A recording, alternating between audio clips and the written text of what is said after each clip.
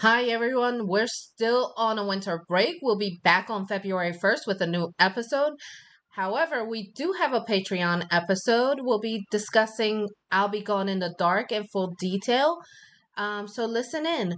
But just before that, listen into this promo from our podcast friends. Hey, creepy people! This is P&W Haunts and Homicides. I'm Caitlin. And I'm Cassie. Together, we explore stories of the paranormal and true crime throughout the Pacific Northwest. For each episode, we do a tarot reading to help us gain some insight on the topic as we share the facts of the case and our interpretations. You can find our episodes featuring true stories from infamous cases such as the misdeeds of Boeing, as well as lesser-known true crime cases like the murders in Tunnel 13. As well as our spooky stories from Pike Place and Raven's Manor on Apple Podcasts, Spotify, and anywhere else you'd like to listen. Have a creepy-ass day!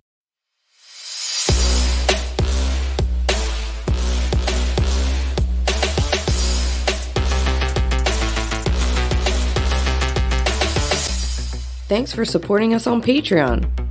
Welcome to our monthly critique.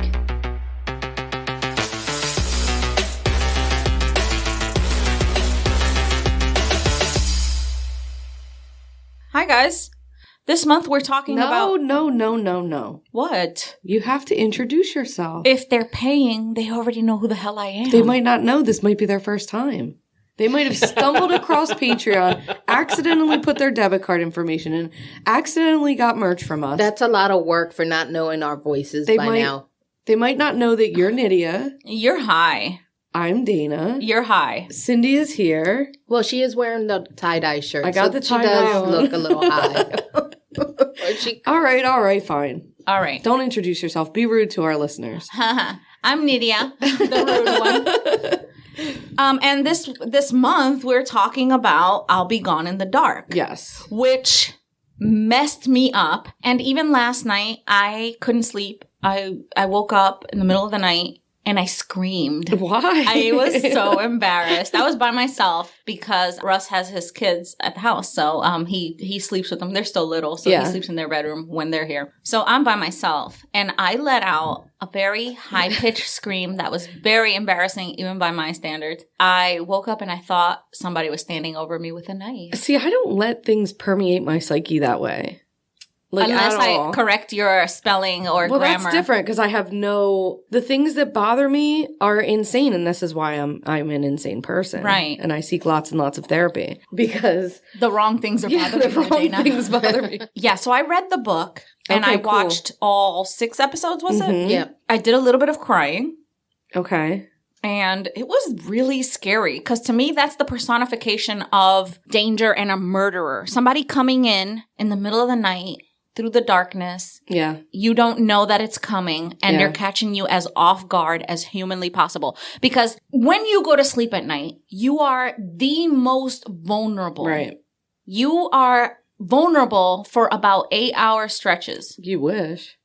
I'm just saying. Yeah. Well, like if you're a normal person that's sleeping 8 hours. Right. Yeah. I think the thing that, to me, that's scariest about this type of predator is that he spent the time before he attacked his victims to go into their house and hide things to attack them, to figure out their schedules, to really get to know them. And that's like this sinister part of it that is like, this has been happening for weeks and you didn't even know it. Right. And he's been watching you and lurking and luring, and that part of it to me is even more scary than the actual attack. Right. It's like the monster under the bed.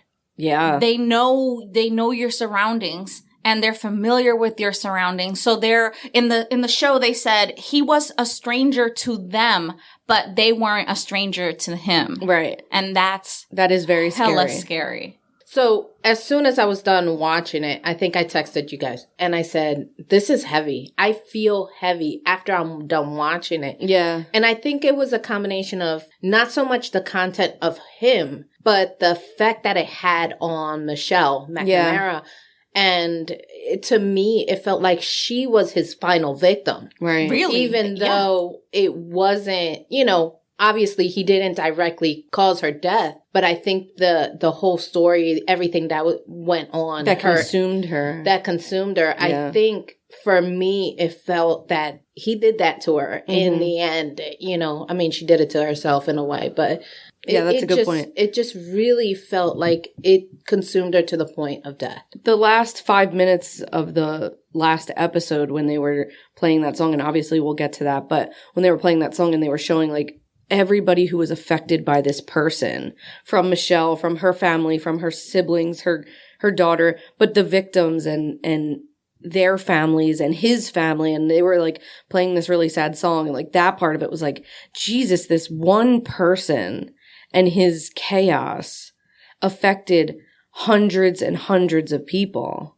It was really far reaching, because when you invade somebody mentally, physically, you tend to affect everybody around them. The husbands weren't physically raped, but they felt so inadequate after that, you know? Which sucks so bad, because there's nothing they could have done. Right. You know, and that one husband, and we'll talk about him, but the one husband that was with him. Yeah, we need to talk about him. Yeah.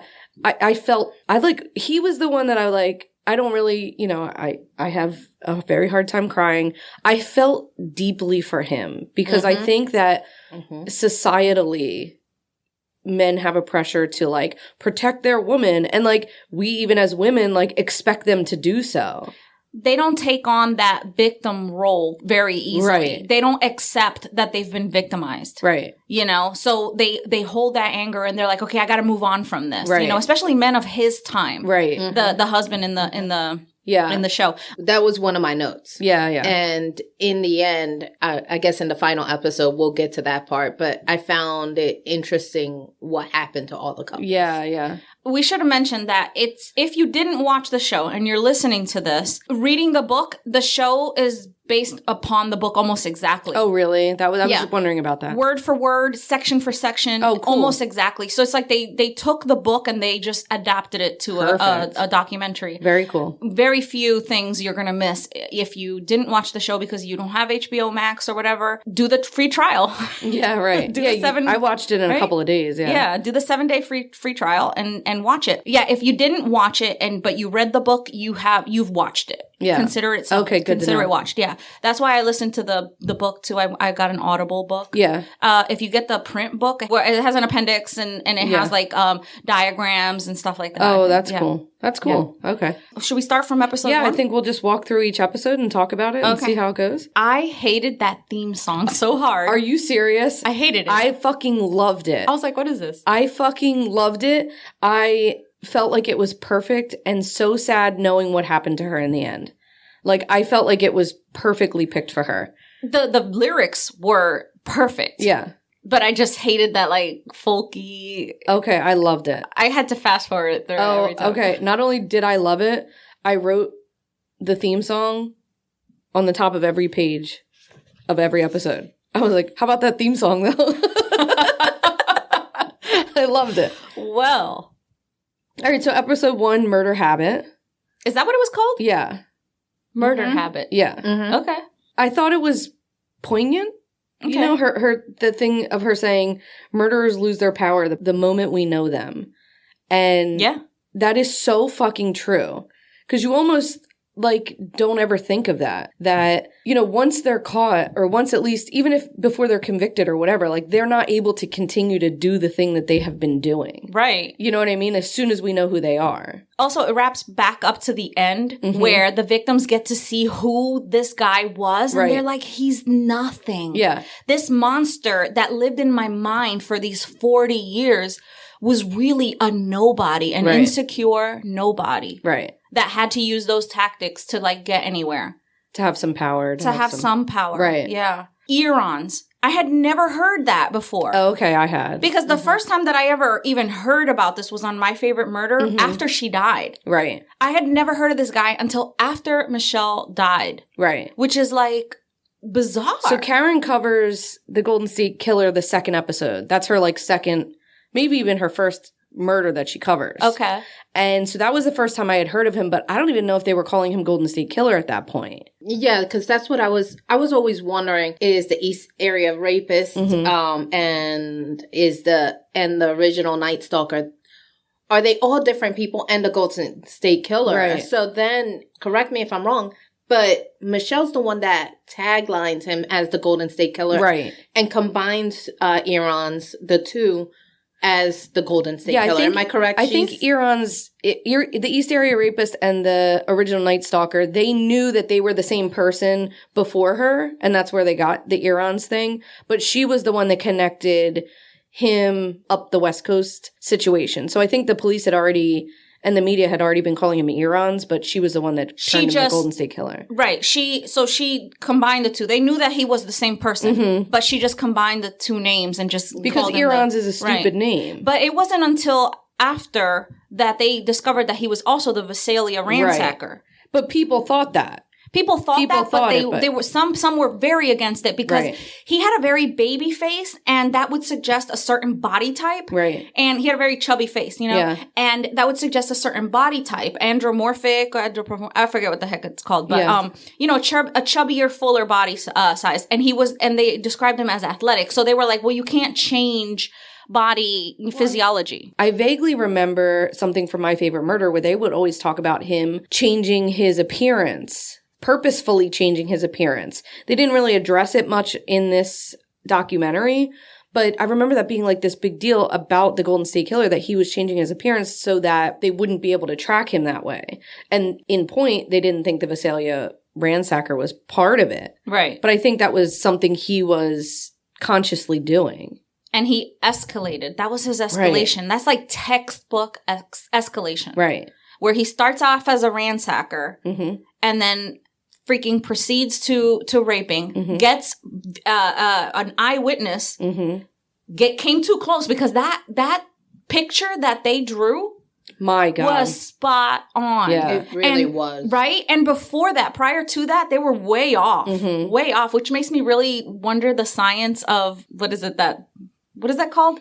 When they draw the picture of the criminal. I forget what that's called. Just the eyewitness reports. Yeah, but like, what's that called when they draw the picture? Sketch artist. Right. So the sketch, perp sketch was not and I think that is not a great science. I mean, no. I mean, imagine trying to sit down and describe minutes or hours after someone attacks you. Exactly. And you're just totally in shock. Right. And then, Also, I couldn't sketch you from memory or my own cousin here from memory if I wanted. I couldn't sketch myself from memory if I wanted.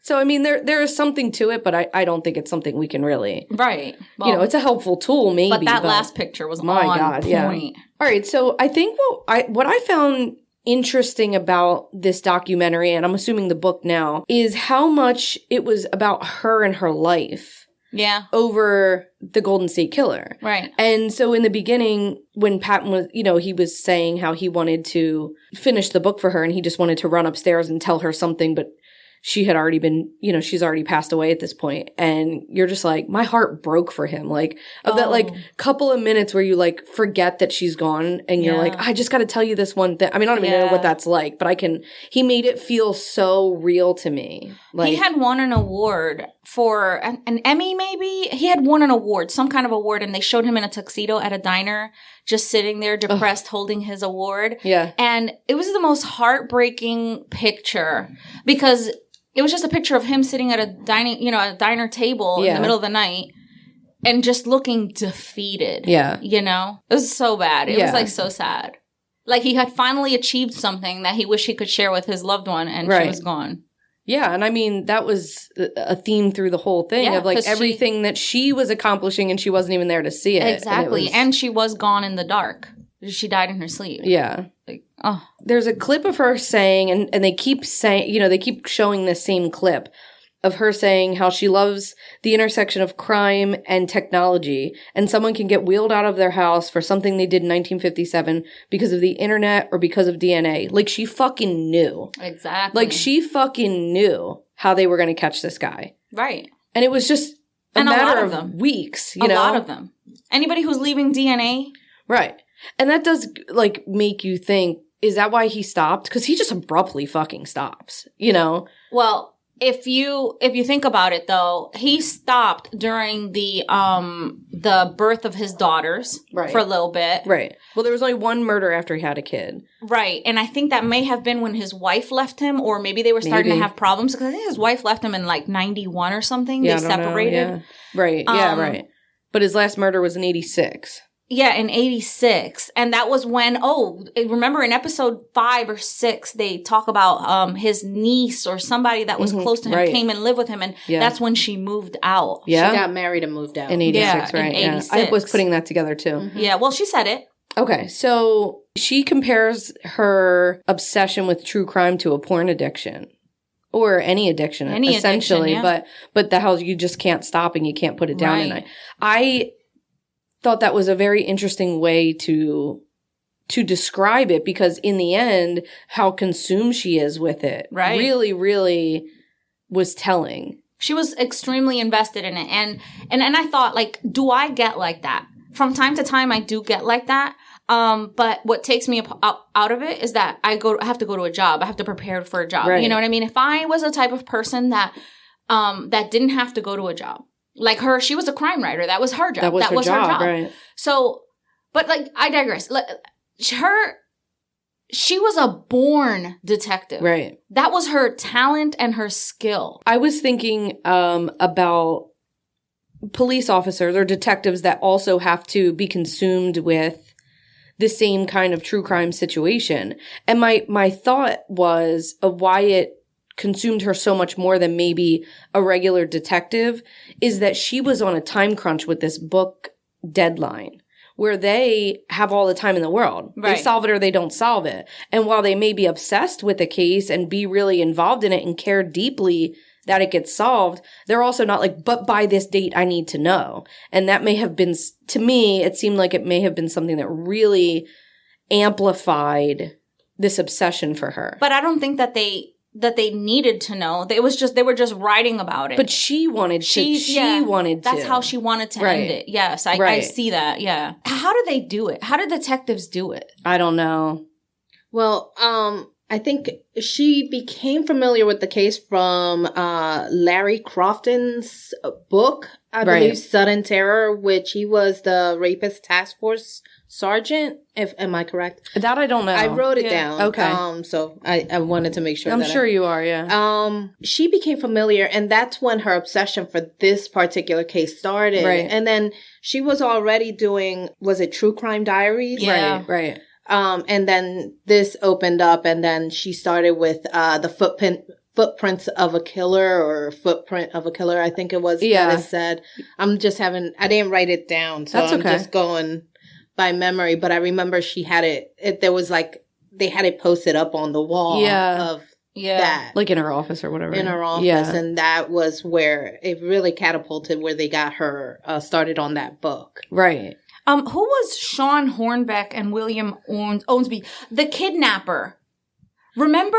It was like, she solved that. Right. That was really wild. I was like, what? That's how I knew she was a superhero. That was the Northwest serial killer that she recognized, where she said, or the Michigan kids case solved. Right. I think that's what it is. Yeah. I have it written down. Yeah, I wrote that down too. She did that in Crime Diary, where she was like, well, maybe they're connected because they were a similar MO. Right. And that was just something she like picked out and saw. Girl. Just insane. I was like, holy shit. But like, and they didn't even really fucking like delve into that, because I was like, what is this? What is happening? What?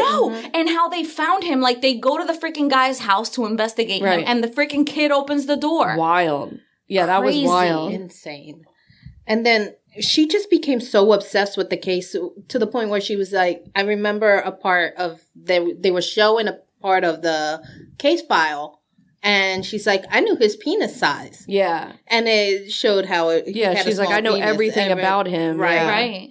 His penis size, his height, his this, is the way he thinks, the way, she did. Right. So it is like, she really did delve into the psychopathy of him. And right. By episode 5, they really start to talk about who he was, because the entire time I was so interested in what made him like that. Right.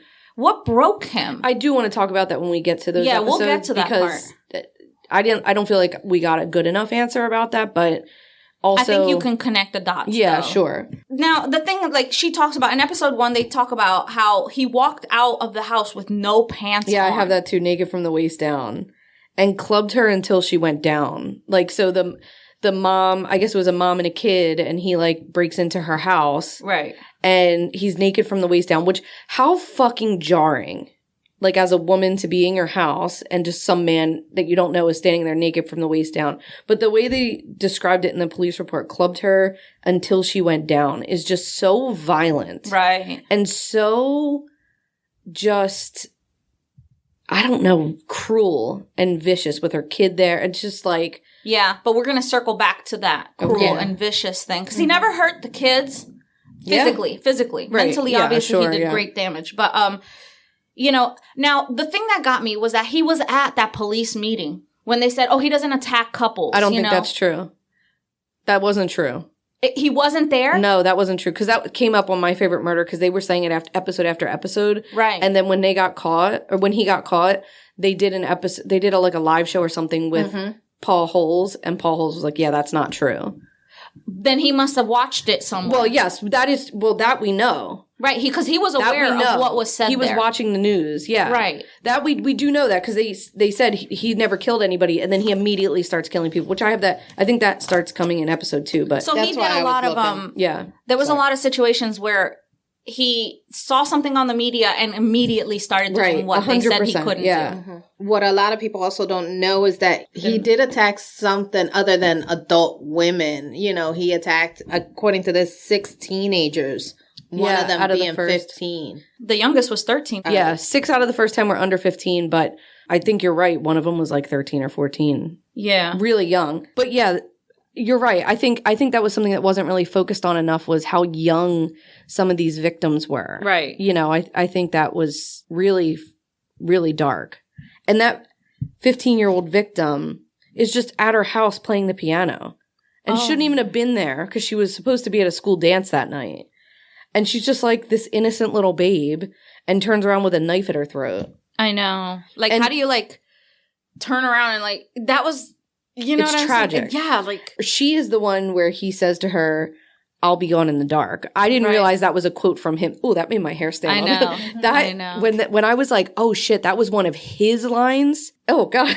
that's so dark. I know. It's so fucked. And the other thing that I found so wild about that, and I don't know if this happened to everyone, was that he was raping her, took her outside, raped her, 3 come times. back in, took her outside, raped. Like, what was that? What is that about? Like, what the things that he was doing were so odd to me. Mm-hmm. What I found interesting is he took his time. Oh yeah, he took his time with everything he did. He was in no rush to leave, and he raped them over and over and over throughout that night. Go eat food in their house and like, you know, fuck up all their things for no reason. Like, yeah, he made himself home. Yeah. He made himself comfortable and home in their place that was supposed to be safe. And he could, because he had already been breaking into their houses. Right. Already been putting things in their couch cushions and moving shit around. So he knew where he had time and where he could be comfortable. And that is so fucking scary. It is so scary. Also, if you watched episode 5 or 6, he was nearby. Right. That was his neighborhood. Right. Not his specific neighborhood. Right. His nephew or something lived in the neighborhood. His sister lived there within walking distance. And that's what was so creepy to them when the family finally found out at the end that it was their fucking uncle. Yeah, I want to talk more about them, but... Yeah, we'll talk about that more. So, first of all, Carol Daly. Oh my God. Okay. The amazing beehive on that woman. Girl. She's like Charlie's Angels to me. Also, the news videos, like all the old footage of the cops like talking to the towns and the cops saying, put up a string of bells and wires and make electric go to them. Oh, come on. And make a homemade alarm. Are you okay? First of all, it's 1970. Did you guys even have fucking electricity back then? Second of all, who the fuck is fucking setting up electric alarm bells outside their house? What meth are you smoking? Right. This is not real advice to give to the public. This is crazy what you're saying. Exactly. Especially since he was like meeting some of them in the driveway. Right. You know, like, how do you get that? Crazy. I was going to ask if Carol Daly came in on episode 1 or 2. Yeah, she did. I was like...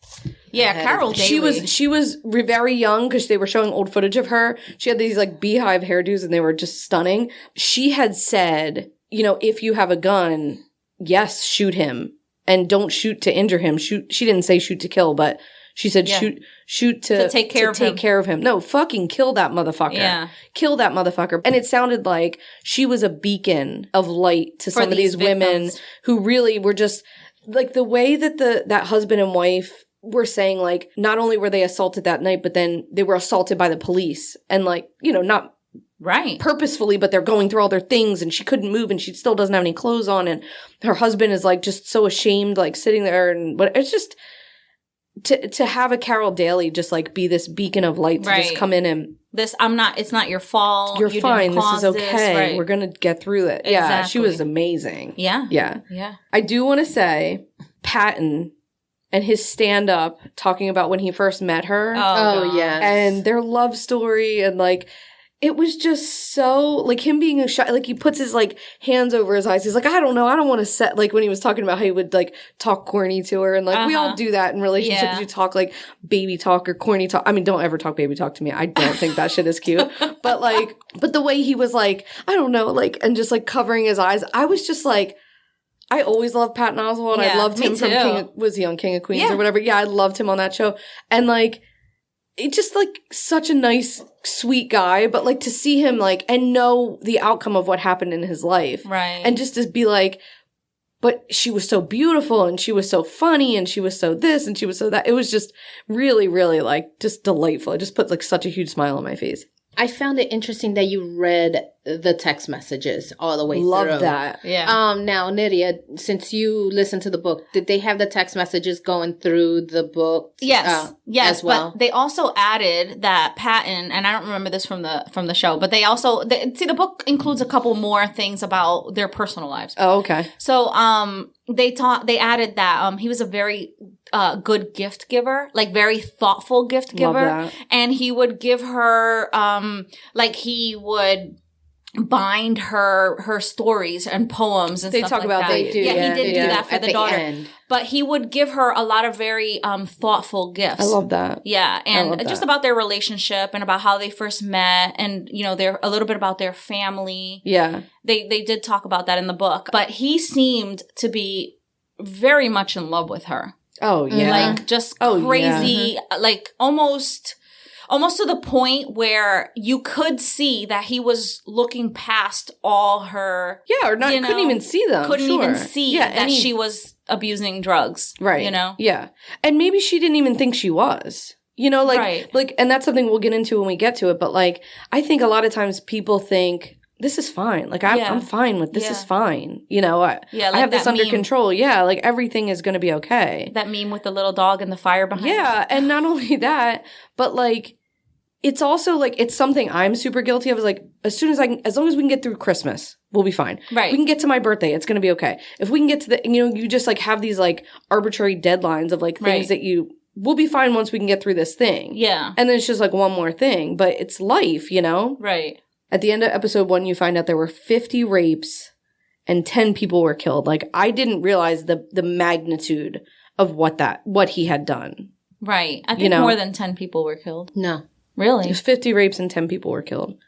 Okay, and then maybe then it was like, I could have sworn it was 12 and then like some charge. I forget, but go ahead. Well, anyway, I just found that the magnitude of his crimes were, like, shocking. Yeah. 50 rape. And that's, like, something they talk about. And we talk about how many people get killed, but we don't talk about how many lives were affected by the 50 women he raped. Absolutely. And you'd never know because there's probably people that never came forward. Sure. Because you have that happen. And then on top of that, how many others did he stalk that he didn't rape because it wasn't convenient? Right. Right. Or other situations. Maybe he killed somebody. They just didn't find any evidence on them, you know? How many are unreported? Right. And the other thing, too, was that I think Michelle McNamara says in her book, she addresses that stalking thing. How many people did he stalk that just got lucky and changed their schedule that day? Yeah. Or just got lucky and their husband got called out of work and they didn't go. Right. You know, and it just ruined his plan, so he moved on to someone else. Like, we'd never know the amount of people that he terrorized. Right. On to episode 2? Yeah, let's do it. The Reign of Terror, episode 2 is called. Okay. There was a lot of hypnosis. Yes, I wrote that down too. I said, ooh, hypnosis. Yeah. I you know what? Somebody posted on Facebook, on the Facebook group, what's something that you kind of understand but still feel is a little magical? Yeah. And hypnosis is one of those things for me. That's a very good one, because I feel like I can't be hypnotized. Oh, we should find out. I feel like I can't. I got a question. Wasn't the hypnosis where they got the sketch artist to sketch that almost perfect? That I don't know. If I remember correctly, they were talking to the detective that actually saw him under hypnosis. Right. And they did the sketch based on. Oh, okay. Yeah, I didn't catch that. If that's true, that's pretty interesting. Really, I didn't remember that, but that's good. Did I mention I like the theme song? I wrote that down here at the top. The voice of the person, the hypnosis, startled me. And that very, like, I wrote that down. I was like, oh, her voice startled me. It was like this like raspy, like, I don't know, voice that I was like, ooh, I was like, ooh, I didn't like that at all. Really? Yeah.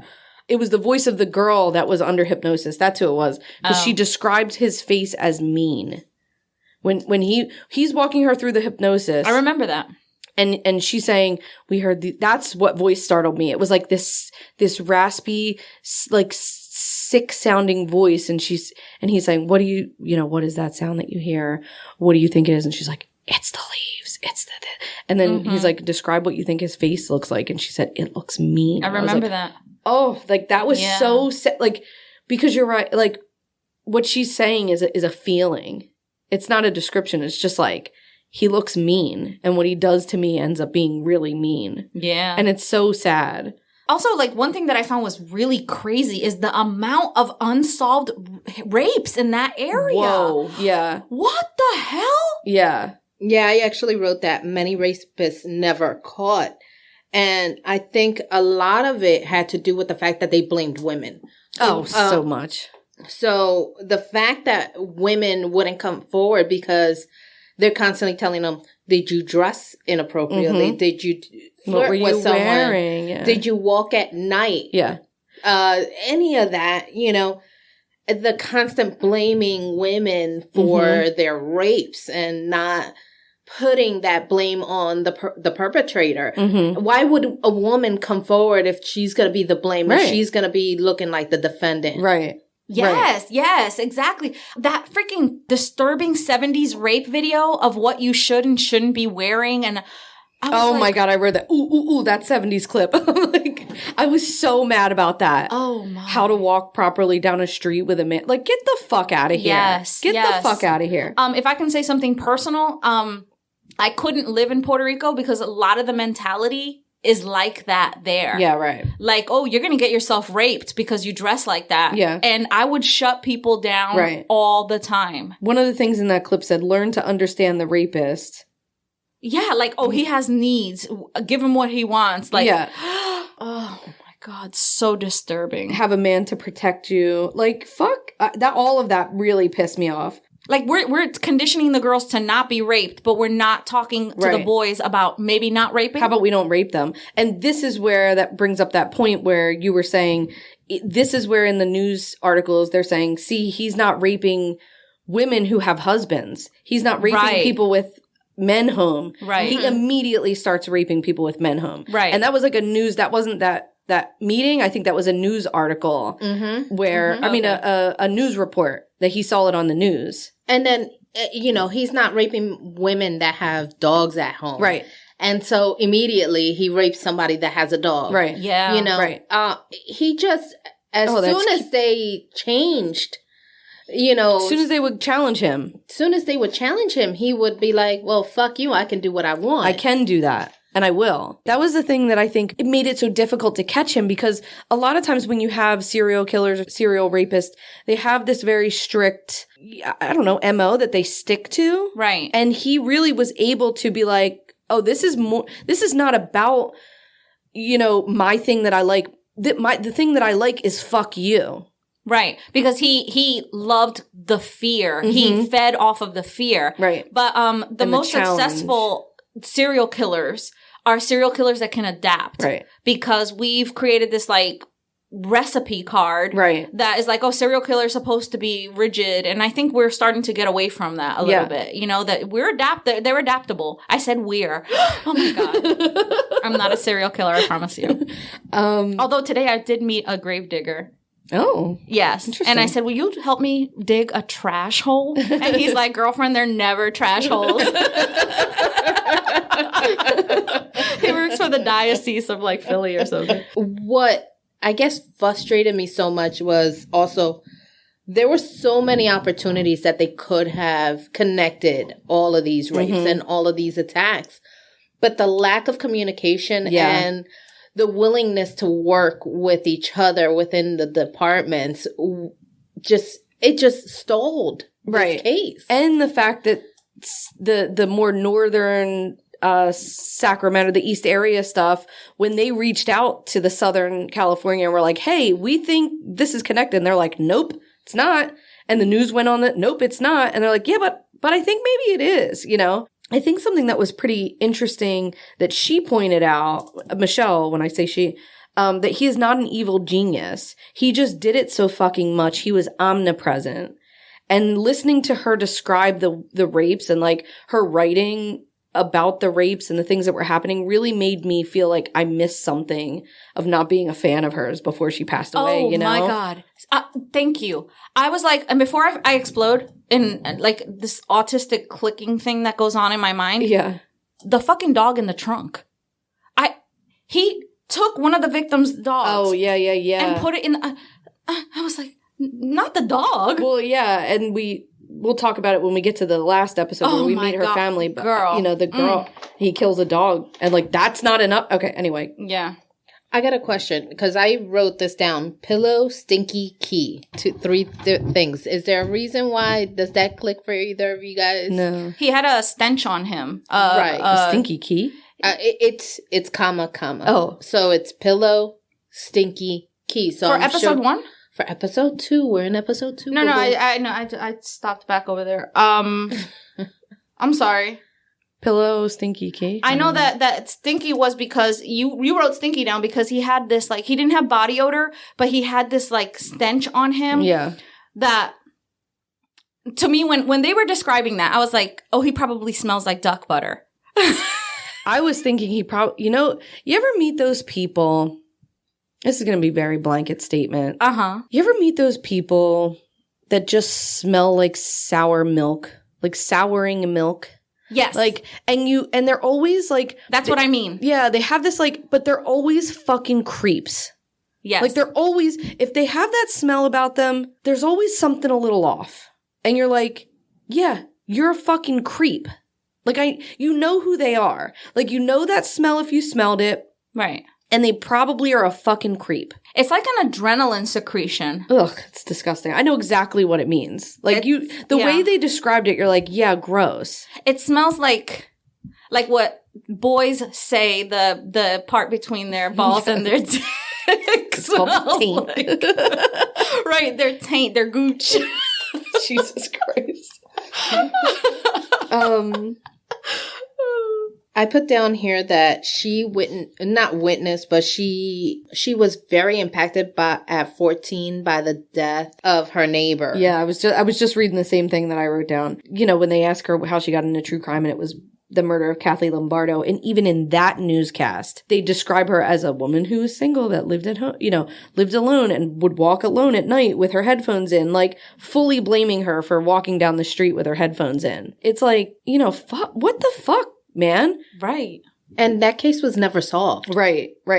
But I also agree, like, after seeing that and seeing how the news was reporting on the East Area rapist, that was why he changed his MO and now I'm going to rape people with husbands. Now I'm going to, and then they said, oh, he's never killed anybody. He's just a rapist. Right. Immediately starts killing people. Also, maybe to throw people off, like maybe this was done by somebody else. Yeah, maybe. Because our perp doesn't do that, Right. Because, I mean, he was in the industry. He was a cop. Right. Which is why he kept evading people. And, the couple that they talk about, the first couple that were, attacked. Oh, I couldn't believe that they had been married for 40 plus years. And when they interview them, I felt so sad for him. Mm-hmm. Like, you could tell that he was physically suffering about having to relive this situation. Even her just talking about it. And he's like, he like tips his head back. Right. And it's like, it feels like every word that she says is a blow to him.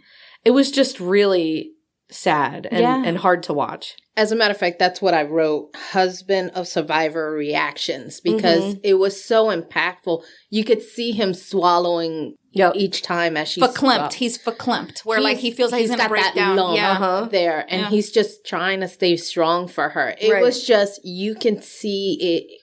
That constant pain. Yeah. And even at the end, in the last episodes, he's at that barbecue and you can tell he's just not a human comfortable. And it's almost like an alien living inside of a human body. Right. His facial features never show like full happiness. And he also even says in that first interview when they're talking about it, and he's like, yeah, I just turned it off.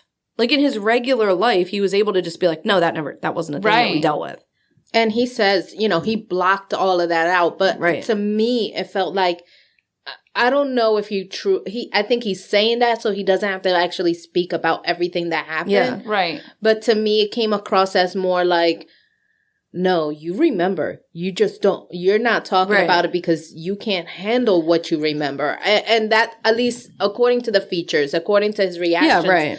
That's how it comes across to me. Just looking at those micro expressions that he was making, it just felt like he has those memories. Sure. And he's just trying to hold it together for her so to keep her strong. Well, and that's the thing too, that like kind of what I was saying before about this facade that we put all over men, that they have to be this strong tower and pillar to protect women. It's almost as bad as the victim blaming of the rape victims. Exactly. Like as much as we're saying you shouldn't have been wearing that or you shouldn't have been living alone, we're also saying, but you had a husband, so he should have protected you. This is as much as his fault as it is hers. And that's just as fucked because they're both victims. And he says at one point, like, yeah, but this didn't happen to me. It happened to her. But like, I still suffered because of it.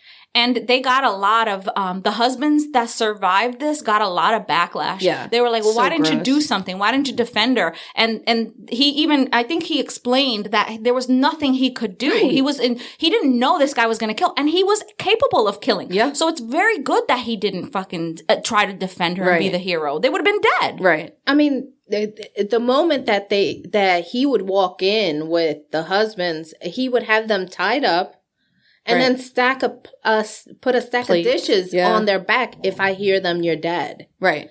You know, what are you supposed to do at that point? Right. And if I hear them, she's dead. Right. Mm-hmm. So they really were defending her, you know? And it's so heartbreaking because for a man, it's almost like castrating them, taking their manlyhood, their manness, what they consider manlyhood, because we've trained them to be that way. Yeah. You know? Yeah, society makes them feel that way. This taught me. Like, as soon as I finished watching this, I recommended it to my son because he's a little murderino too. Yeah, right. I recommended it to him and I asked his opinion about it and we talked about it. I was like, does having a small penis, make a man want to enact revenge against womenkind? We just had a conversation. It was a weird conversation. No, but it was just like, was it that? Like, because Russ, we listened, we watched it together, and he was like, I wonder if him having a small dick made him want to hurt women. You know what I mean? To make maybe feel like more manly. And I was like, no, I really couldn't think that way. So I asked David, and because I just wanted an impartial person. I was like, would having a small dick make somebody so uncomfortable that they would rape somebody? And he'd be like, no. If anything, I guess he would have to learn to compensate for having that small penis. And I'm like, but of course your son is also not a sociopath. So like that's so maybe I'm sure that is a problem for some people. You see, what are those guys called that can't get laid? Incels? Yeah, you see incels, right? Who can't, they are the type of person that has that mentality. Right. Where I think this was a little bit more of like a control and power thing of having a childhood that he had no control. Right. But I missed the conversation with my son.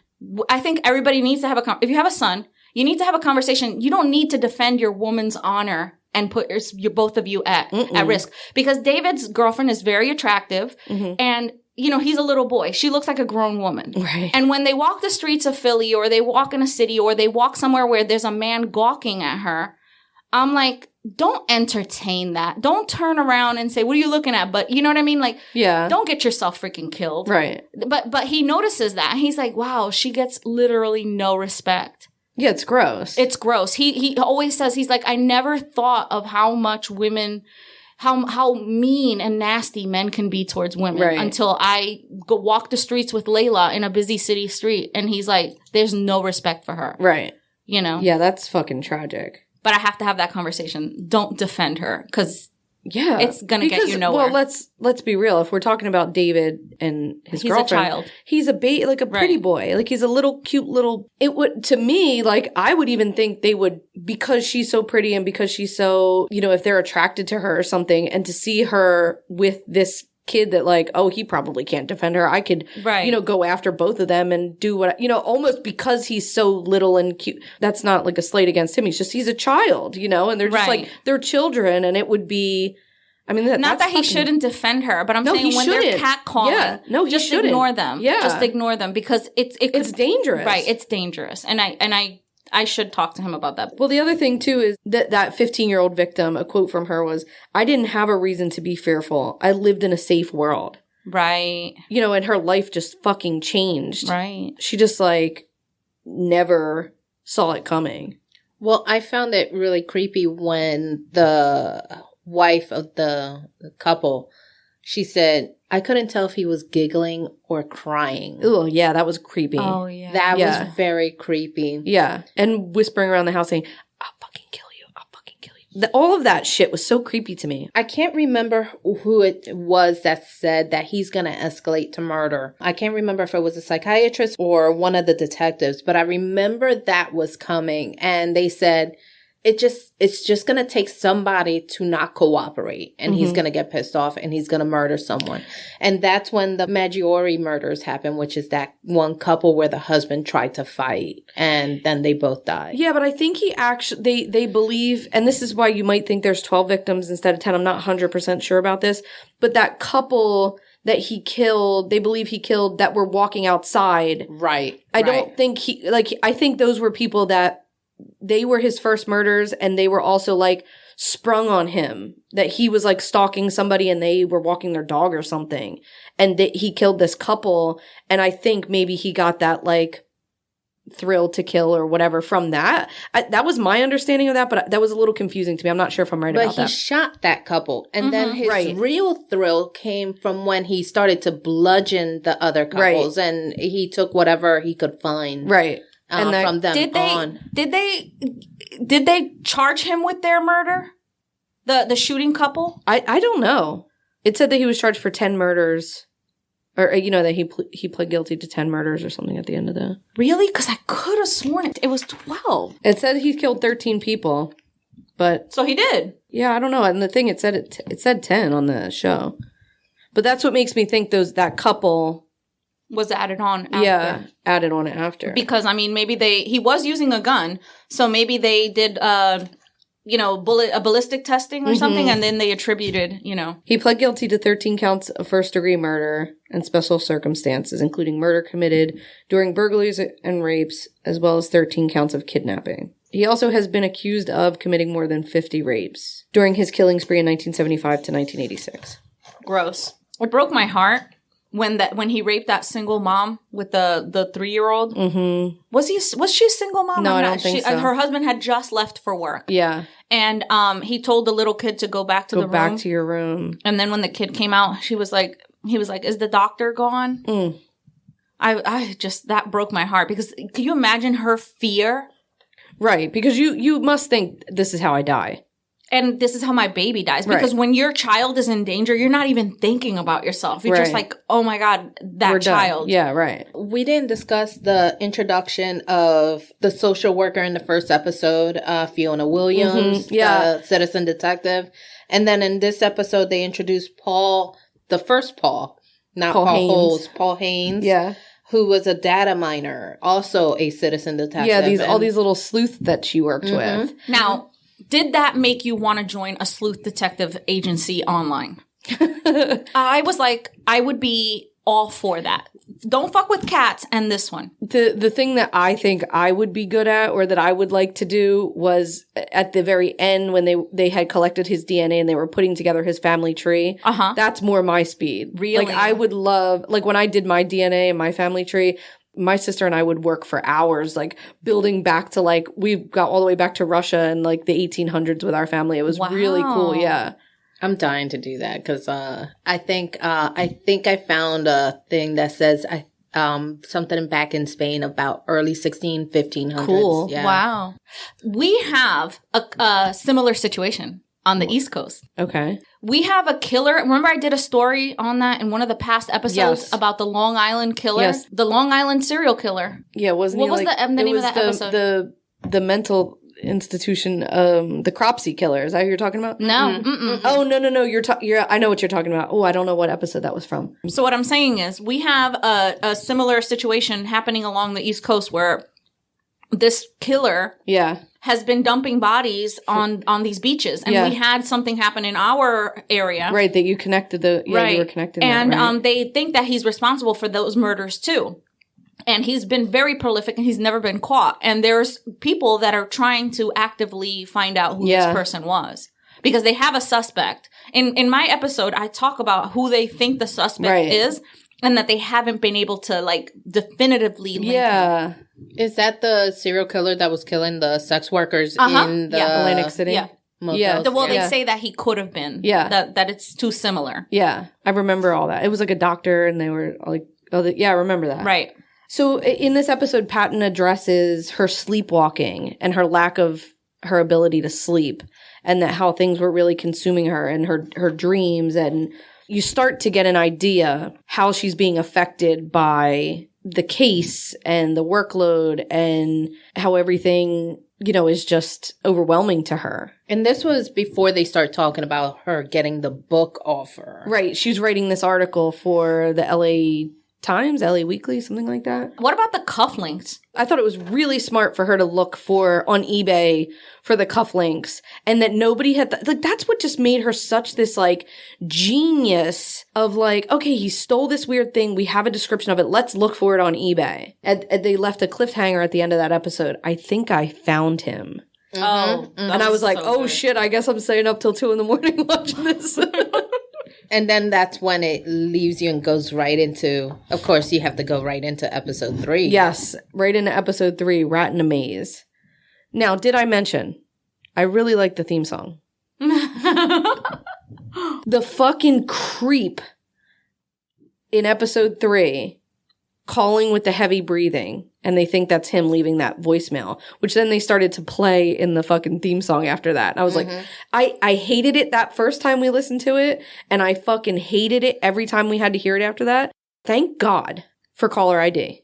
Like, which came way after. But I'm saying, at me, as a person who lives in today's time, thank fucking God we don't have to deal with this shit anymore. Also, thank you for never, ever, ever answering numbers I don't fucking know. Right. Ever. Also, the 70s and 80s were all heavy breathing. Disgusting. 1 out of every 3 phone calls was a heavy breathing phone call. Right. Or a prank or some stupid shit. And I didn't realize that the Sacramento cases and the East Area cases were so far away from the other cases in Goleta.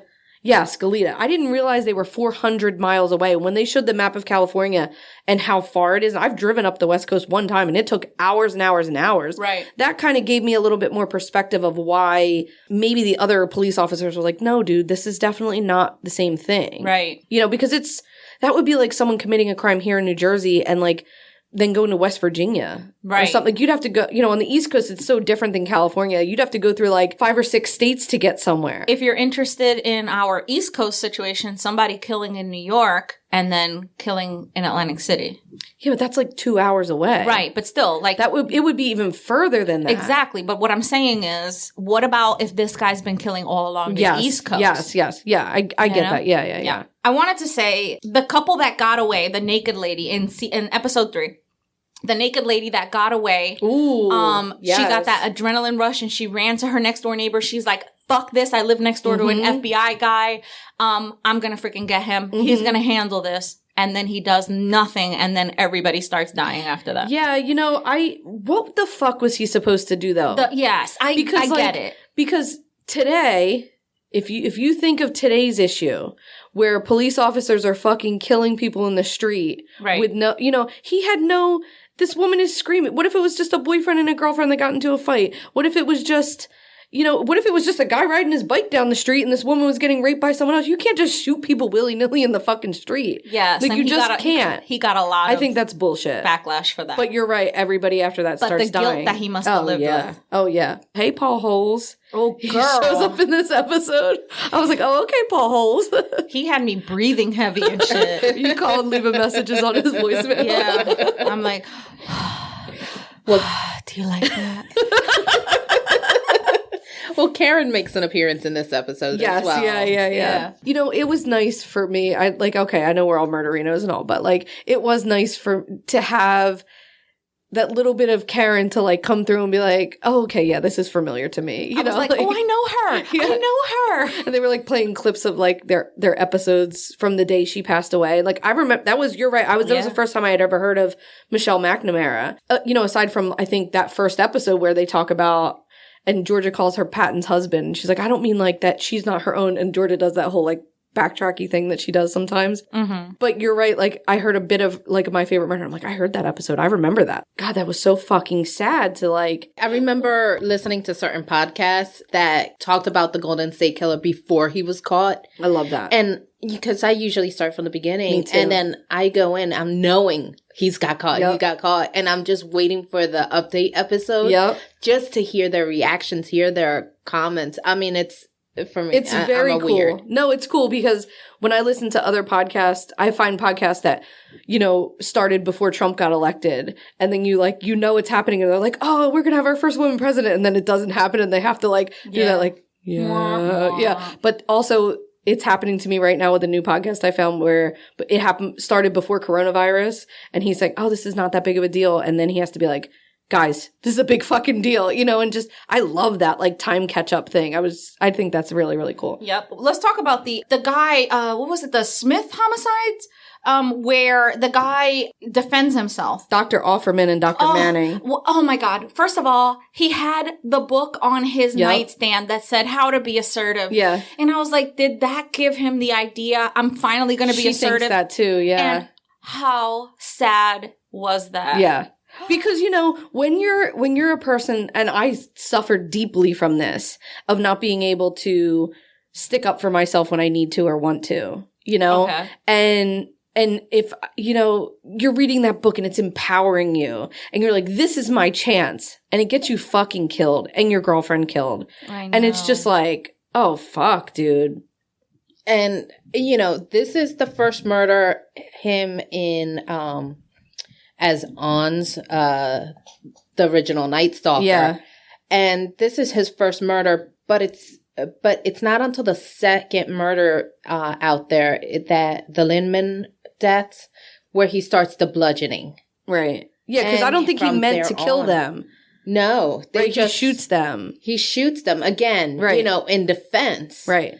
But then he gets a thrill out of it. Right. And then he changes his MO. Right. And into the original Night Stalker. But he becomes especially heinous in his killings. He's not satisfied with just putting a bullet through them anymore. Right. Now he wants to bludgeon them. Right. And the Manuela. Now, let's keep in mind that Michelle McNamara, citizen detective, she's not even like conditioned her mind to see these photographs. She was looking at these pictures and going to bed. I just read her fucking book and I couldn't sleep. Right.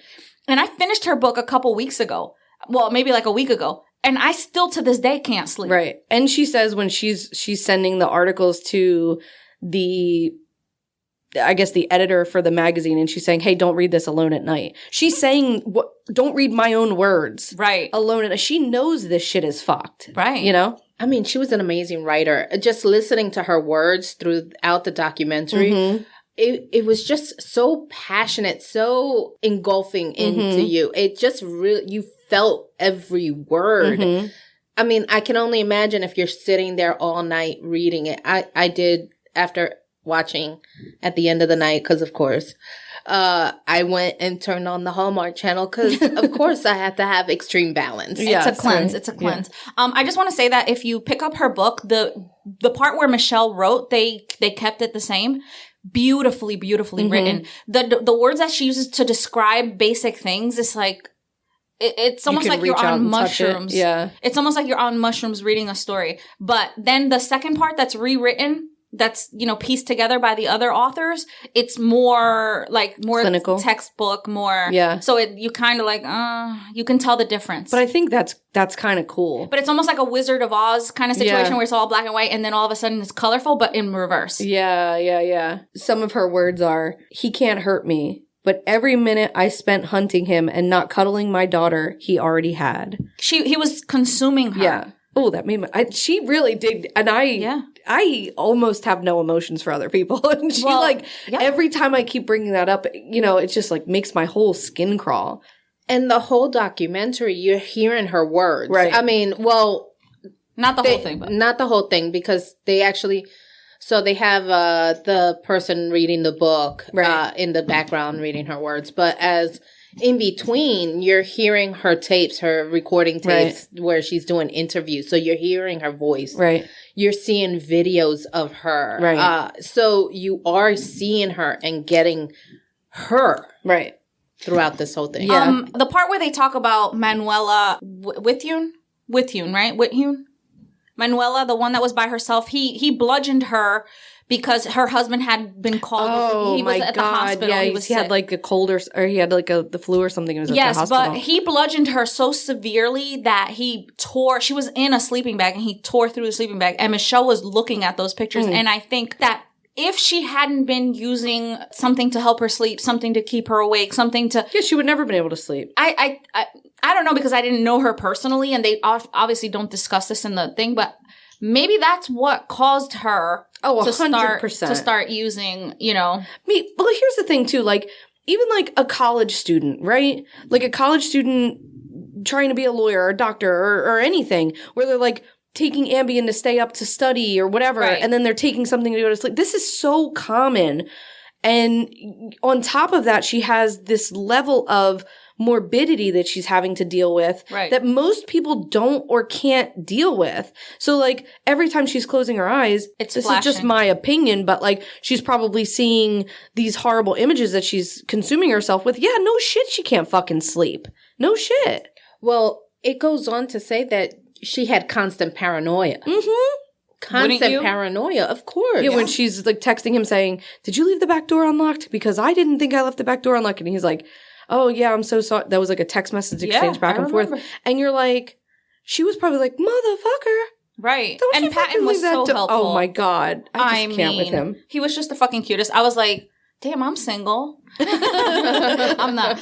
Okay, so how about middle finger to the TV set when they said that the rapes went unreported for real estate reasons. Oh, the rapes and homicides. Yeah. I was like, fuck you. Because it was a whole area. Right. It was messing up the real estate everywhere. There. Yeah, right. Michelle's mom and how she called her the little witch. Yeah.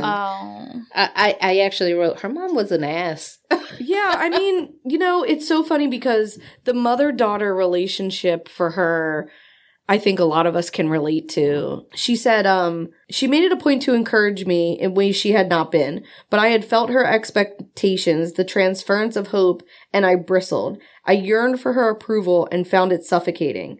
I deeply felt that because I think it's something I do to my son. And you've called me on this 100 times where I'm like, well, I got pregnant when I was 19 and his dad has this problem or that problem. And I was so young and I didn't do this right or I didn't do that right. But he's so much smarter than me and he can go to college and he can be better and he can have this life that I didn't get to have or I didn't have. I sometimes feel like I put this thing on him that I'm like, you know, maybe I can like, I don't want to say vicariously live through him, but like somehow be a better parent if he doesn't make the mistakes that I made. And I felt that deeply what she was saying, because it is a pressure that, you know, as a mom, I feel like I've definitely put that on my kid. Right. So you have to also keep in mind that as a child, you have your own goals on your back, and you have your parents' goals on your back too. Yeah. So it's like you just never feel like you are there or meeting that goal for them and for yourself. Right. And sometimes the goal that your parents have set for you that you're carrying on your back for them, because they're living vicariously through you,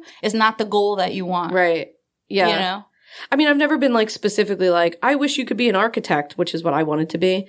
But like, I just want you to have a better life than I fucked my own over so hard. But like, also that puts this pressure that like is totally and wholly unnecessary on my kid, you know? I just found it so annoying that even on her wedding day, she made her cry. Yeah, that sucks. Mean, you're not going to amount to anything. You're not going to do, well, you know, that was... I have a different opinion on that. Okay. Go ahead. First of all, let's talk about how pissed off I got. It's your wedding, and a guest took it upon themselves to tell you something that's clearly going to upset you. Yeah. Fuck that guest. Yeah. Also, that's not the time to freaking tell your mom something like, I got really pissed off at that, because maybe her mom was like, oh, you don't think it's too late for her? Like, because of her own motherly insecurities, not because she's a shitty mom, but she just had a moment. Yeah. But don't fucking like ruin your own wedding by arguing with your mom at your wedding. Yeah, but I set that shit aside. Yeah, but when you have like this contention with a person that's like a lifelong. No, let that fucking shit go. You know how many times my mom is really difficult. My mom is really difficult. I've learned as an adult and a grown up and a parent myself to a daughter who I'm always tippy-toeing around. Yeah. There's a time and a place for an argument, and your wedding is not one. Well, she says that in the end, you know, towards the last episode. She goes, that was our big fight, you know, and now, you know, her mom had passed away at that point, and you're like, and now I didn't get that time. I think maybe she was too young to have that forethought, like, you know, like, when you, you know, to be like, oh, this is a day that's important to me. Maybe I should put a pin in that. Because not everybody has or wants to have that ability to be like, no, this is my day and you fucking ruined it with your big mouth and your big opinion. I would have told that guest. I mean, that guest is kidding me? Like, you're a fucking piece of shit for telling me this. Guest really Thank you sucks. for ruining my wedding. Aside from that, what did the guest say? I can't remember. She said that her mother said that she had she talked about it. She wouldn't have never known that her mom did that little shitty little thing, which is probably a nothing thing. Well, it sounded like her mom was like going around talking shit like at the wedding. Okay, but like, know? do you find that specific moment to say, hey, you know, I know it's your wedding and everything, but let me tell you about how shitty your mom is. Yeah, like, right. Fuck Save that for tomorrow and have that fight tomorrow. Yeah. Or don't do it. Or don't do it at all. Yeah, right. Well, yeah. I mean, of course. Yeah. Right. Like, I would never hurt either one of you by telling you what somebody else thinks of you is none of your business. If somebody came to me and said something bad about either one of you, I'd be like, okay, well, I don't agree with you. I know them personally. I don't agree with you. And then I'd be like, why are we talking about people that you know are my friends? Right, yeah. I just see right through that kind of fake ass shit. Yeah. This is the episode that we really find out where she's starting to, you know, feel the stress and the pressure. She gets the book and she's feeling the stress and the pressure, and she says like that it's so overwhelming and she's so nervous, but she says, plus I have drugs. I know. And you're like, we've all fucking, I've personally been like, can I get a Xanax for that? Because like, you know what I mean? Sometimes life is too fucking unbearable. Yeah. And you need it. I mean, you said it a couple of weeks ago. I may have cut it from the episode, but I think because we were fucking talking all over each other. But you were saying like, oh, I have my Klonopin. Yeah. You know, we all say this shit, you know, and it's like, it is what it is. It's life, and we deal with it in the best way that we can. And that would not have been a statement that I would have found alarming had my friend said. I didn't find it alarming when you said it, you know? Right. But I think you would be more concerned if you knew that I was taking it on every day, every day, multiple times a day. Right. And I almost I only take it like once a week or twice a week. I almost don't think anybody knew, even Patton, how often she was taking it. Also, alarm bells go off when people don't look put together. Right. And she looked put together. She looked like she had her shit under control. Right. 100%. You know? At the end of the episode, we also find out that Aaron's is the same person. Like, they confirm based on DNA testing. And this is also the episode that we find out that she renames him the Golden State Killer. Correct. Because she says, I didn't write down specifically, but she says he terrorized the entire state. Mm-hmm. Mm-hmm. He's not just the East Area Rapist. He's just not the original Night Stalker. He's the Golden State Killer. And you're like, damn, bitch, for real. Right. For real. All right, episode 4 is called The Mother Lode. And I really like the theme song. We open up in 1992, and she is talking about she has a year stay in Northern Ireland after college, and they lead you to believe initially that she sleeps with a married man. Yeah. And they lead you to believe that she fucks her boss. And I was a little like, oh my goodness. But then you find out, and I'm just going to jump ahead of a bunch of stuff, but then you find out that he like took advantage of her and, you know, raped her, I guess it sounded like, or put her in a position that she was not able to say no, which is also rape. Right, pressure rape. Like, yeah, I call that pressure rape. Yeah. And as a young kid, you know, what is she, just out of high school, just out of college? You get put in those positions a lot. You get put in those positions a lot, and you're so shying and quiet and scared, and you don't know what to do and you don't know what to say. And like, I thought it was kind of wild the way they set that up, that she did something wrong, because I think that's what we're led to believe. Like, we did this thing wrong. And no, like, he did something wrong. She didn't do anything wrong. You know, and I thought that was very smart and artful the way they did that, you know, because halfway through the episode, you find out like, no, that was not her fucking fault. It was not her choice. And that was pretty fucking dark. Right. And something clearly she carried around for years and years and years. I think that also connected her even more to the social worker. Yes. And because they talked about their personal experience with she rape. says she had gotten raped, and, and she brings up that Northern Ireland thing at that time, and you're like, holy shit. I did also, not to sidetrack, but like how much audio sound there was of her, like recording every conversation she had with people for them to be able to utilize it for this show or whatever, the nostalgia for her daughter, or whatever. All of these recordings, I guess because she's an author and a writer and a detective essentially. That they have it. Yeah, they just have all this stuff. I thought it was very, very cool. Well, I think it's cool that we have all these recordings for if something happens to us, and you know, our kids can hear us say dick and taint and gooch. And duck butter. They'll be so proud. Oh, so proud. How did she gain access to all of those files? I was like, doesn't that taint the evidence for in case he gets caught? That's what I was thinking. I was like, oh, you're messing up with the, you know, the process of the evidence. Evidence tampering.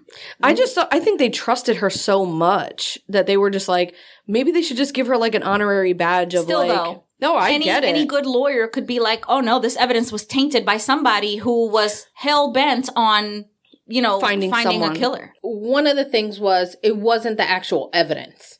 Right. So like, she didn't have the actual evidence. She just had notes from the detectives, the actual written files. Right. Like, but who was that? Like in episode 2, we skipped over it, but I wrote like, who is she changing these boxes with? Where she goes, I'll trade you this for your computer for the night. And she goes to the hotel or whatever, like, and she gets, you know, 5,000 pages of evidence. And you're like, who was that? It was like, you know, a secret person that she gets information from. You're like, ooh, sneaky snake, what's happening here? Like, I found that very, very interesting. But you can really feel the pressure that she's under at this point. Like, they're really making it clear the time crunch of the book and her really wanting to find the answer before she publishes this book. Right. And how could she possibly not sleep without Xanax? You know what I mean? Right. Also, he lived in Visalia during, he was a police officer in Visalia. The city next door, yeah. Right. So he was, 1974 through 1975, he was the ransacker there, right? Right. Mm-hmm. And then he left, right? Was it because Bill Magawan, was it? Yeah. That saw him? I think so, yeah. And then he just left. That's and why he was fired. Right. Right? For stealing. Yeah, stealing a hammer and dog repellent. Like, wouldn't that, like... Maybe not, because you're like, okay, you're a police officer, and if you need to go to a house and you don't want to kill the animal, maybe dog repellent would work. But a hammer, I don't know. Those two things together are like, oh. Yeah, that wasn't like no like alarm bells were like ding ding ding about like what the fuck. Yeah, but okay, have you gone to the store and bought like 2 things that could have been? Yes, but I haven't stolen 2 things. That's true. You know? Yes. He actually was fired for theft in 79. Because it wasn't in Visalia, was it? He lived in the city next door. That's why he got fired from the police. Because he moved to Rancho Cordova. After yeah, the Visalia. No. He's a police officer in the city in Eaton next to Visalia. Mm-hmm. And that's where that's the only place he's a cop, and that's where he gets fired from. I don't know where Rancho Cordova... There's Rancho Cordova rapes, so that's after. Right. I think he was just the ransacker when he was the cop. Yeah. That's my understanding. He stayed as a cop until 79, which he was already doing the rapes. Okay. I'm just saying that he wasn't in Visalia during that time. He didn't get fired until after he was ears and then moved. Oh, okay. I see what she's saying. She's saying that he stayed a cop. He escalated while he was a cop. Okay.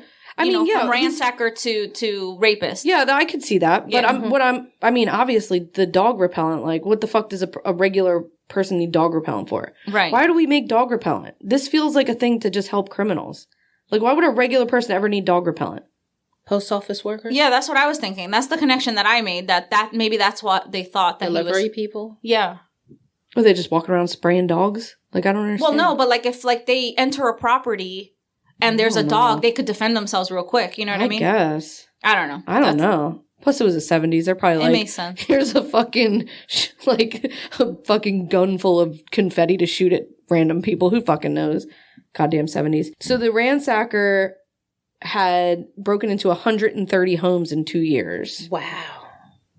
And this is where in this episode, we first learn about the I hate you, Bonnie. Right. He would cry in a corner and say, I hate you, Bonnie. Right. And that gave me chills because you find out who Bonnie is. Right. Yeah, that was wild. God. That was wild.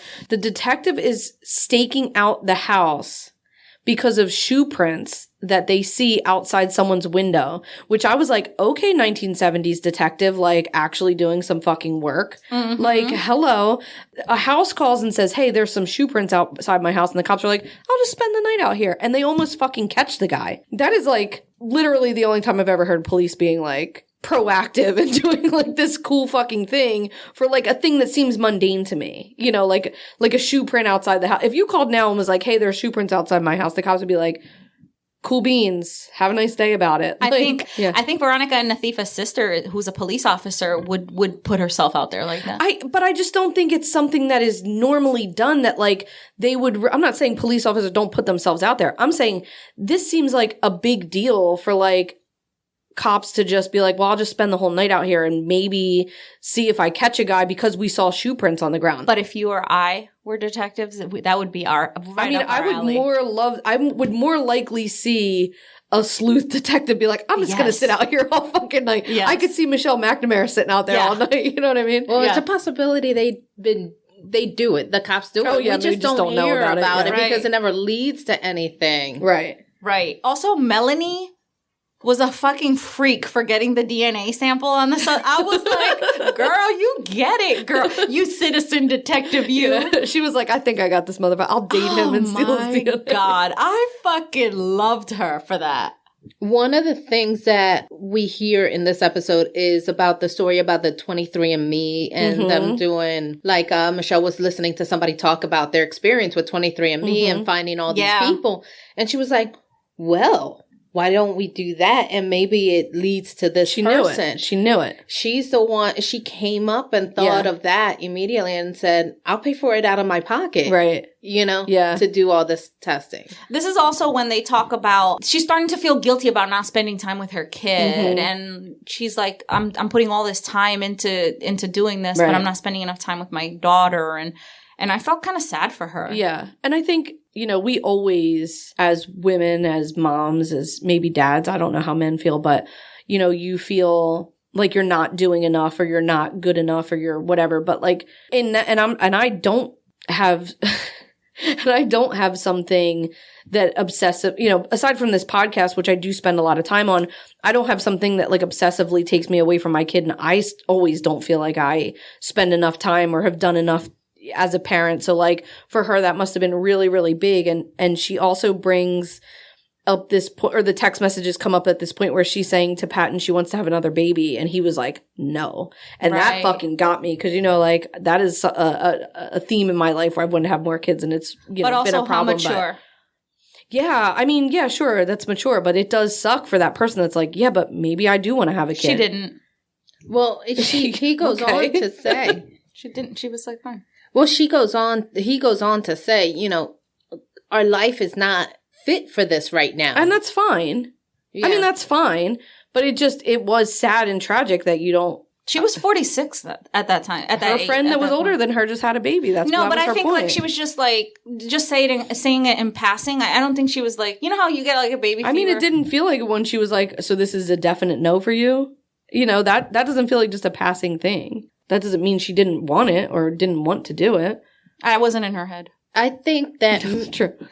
I think that maybe after the book was done, after, you know, some of the things were a little bit more settled, sure. Maybe it could have been revisited with Patton. But I think that at the time he was seeing what was going on and what was capable at the time to get done. And then by the time things would have leveled off, maybe that feeling would have changed and readjusted. Yeah. And let's relax. That was one text message. It was. I don't think. It's a significant life experience. Now let's talk about Janelle Cruz because she didn't fit the profile at all. She came out of left field, and she was his last victim. And 5 years between victims, and they don't address that until the end. Yeah, that was really wild to me. Yes. Also, the husband and wife victim pop up again at this point. They pop up through the whole series. I just love them so much, and I think they were so adorable. They were your favorite? The husband and wife victim? They were not my favorite. I really like them because I felt like, damn, like you find out in the last episode that they're the only couple that stayed together that was attacked by him. Right. And you're like, damn, like you guys fucking made that shit work. They had something. They made that shit work. They need to bottle that, whatever they did to get through that. But she seemed like much stronger than him, personality-wise. Yeah. Like she was running the show within that couple situation. Sure. But and she looked like she had gotten a lot of therapy. Yeah. You know, it seemed like they both had, really. Right. But her mostly. But the one that was my favorite was the one that looked like the bounty hunter, Bear the I know exactly who you're talking about. You know that blonde? Yeah. I was like, she's fucking sassy. She was just like on it. I liked the 15-year-old girl that got raped too. She was really like the piano player. Yeah, you know why I liked her? Because she was very real. Where she was like, my parents fucking would not let me talk about it. I never played the piano again.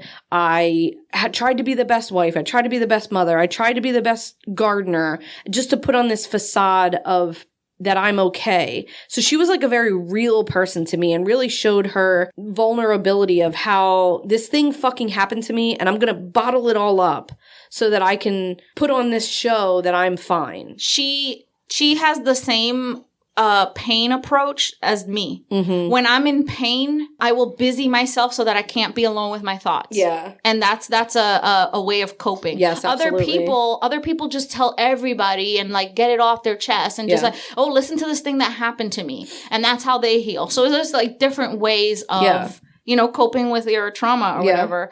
At that point, they start to hint that she's combining a lot of drugs, Michelle. Yeah. She's combining Xanax. She's combining Percocets. She's combining Adderall. I'm not against any of those things in their proper use. I've taken an Adderall or two to get through the fucking and day. And all of the others.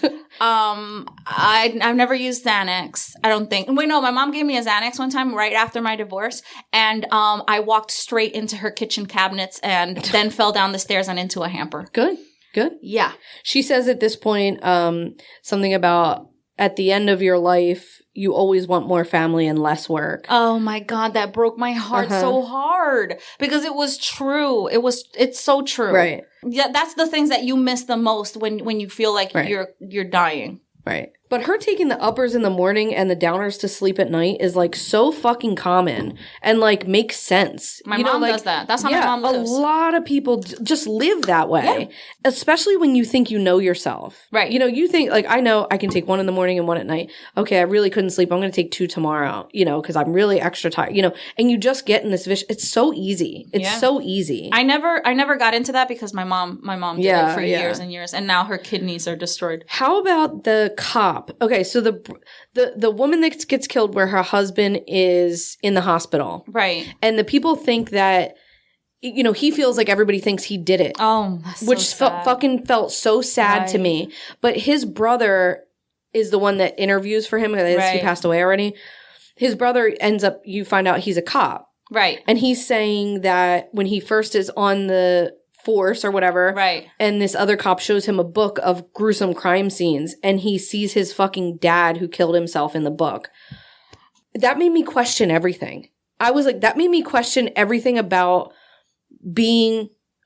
telling true crime stories on a podcast. Like, could you imagine someone's family listening? I don't remember that. He's a cop and he's at the diner and he's talking about, you know, he's a cop and blah, blah, blah. And this other cop shows him a book and his dad had killed himself. Their dad killed himself when he was 13 and his brother was 15. And he was saying, you know, he gets on the force and this cop shows him this book like, hey, do you like gruesome crime scenes? And we all love, like, you know, crime scene photos or whatever. And he's flipping through the book and he sees a crime scene of his dad who shot himself. And he's saying, I understood that as, because I read the book and that was in the book, Yeah. a little section about him. Yeah. I understood that he was the one that walked in on his dad after. no, he saw it in a book that someone Oh. showed him. And he had never seen the pictures before, he said. He'd never seen the crime scene. Shit. And he was like, that made me really question, like, what we do with what true crime podcasts do, or like the families of these victims that like have to constantly be dragged into the limelight Right. against their will. You know, like this guy in his random picture in a book, his kid stumbles upon it. Right. That has to be like tragically scarring for victims, you know? In the book, he talks about their relationship. I don't know that they did that much in the show. Yeah. But he talks about his relationship with his sister-in-law. Yeah. About how he didn't really like her, that she was like a very rough person and, you know, very Yeah. cold. And he did not have a very high opinion of her. Yeah. Yet he was the one that did that kind thing. He talks about how him and his fiance cleaned the crime scene because that Right. was back when, before they had these companies that Right. would come in, and she did him this kindness. He called it that, and they broke up, they got divorced or whatever. Yeah. But he didn't have kind words to say about his sister-in-law, but he said that afterwards he sat in the car and he just cried and cried. Yeah. I mean, Jesus. Yeah. And the funny thing is, but he cried not because of her death, but he cried about his father's death. Right. That's what he says. Everything just came up. Right. Yeah, because he probably was like, holy shit, this is probably what the crime scene looked like. You know, it's just like, yeah, you could see how that you easily make the step to that connection. Right. I really felt bad for that husband who's like just fucking sick and went to the hospital and his wife gets murdered and he gets blamed for it. Right. It's just, at the end of this episode is when we hear for the first time the letter to the old man. Oh, that yeah. she writes, which I was like, I knew that she did that at the end of the book. I've heard that before.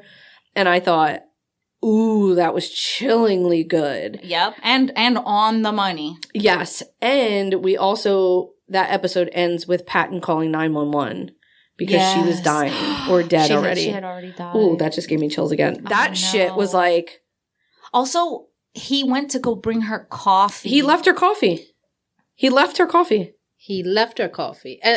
He said she was breathing at this point, but I think it's in the next episode. Okay. She's breathing at this point, you know, when he brings her coffee. So like, fuck, man, like he probably thinks like, I wish I would have woke her up. You know, maybe he would have been able to tell that. Could you imagine just like living with like, maybe if I did this one thing, something would be different. Maybe if I did that one thing, something would be different. Yeah. And it also made me think like, the breathing that he thought he heard, was it her heart failing? Because when that lady died at my feet from heart failure, Yeah. she sounded like she was snoring. Yeah, that like the death rattle or whatever. Yeah. And I was like, oh my God, was it that? Oh Yeah. my God. I almost died from a drug combination.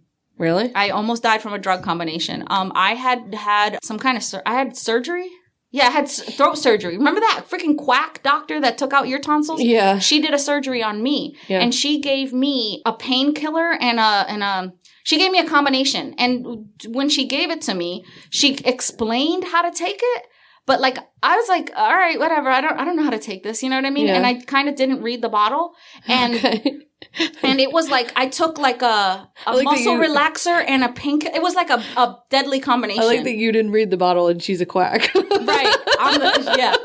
So anyway, so I just felt like she didn't explain it properly. But anyway, when I went back, I was like I just felt my system slow down, and I was like, I might not wake up. I just remember thinking that I might not wake up from this.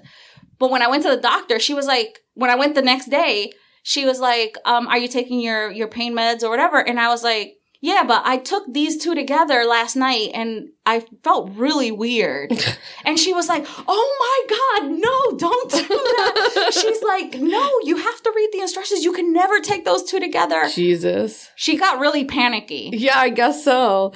Just goes to prove it's not just us that she doesn't listen to. She doesn't listen to medical professionals and then blames them for her death. Right.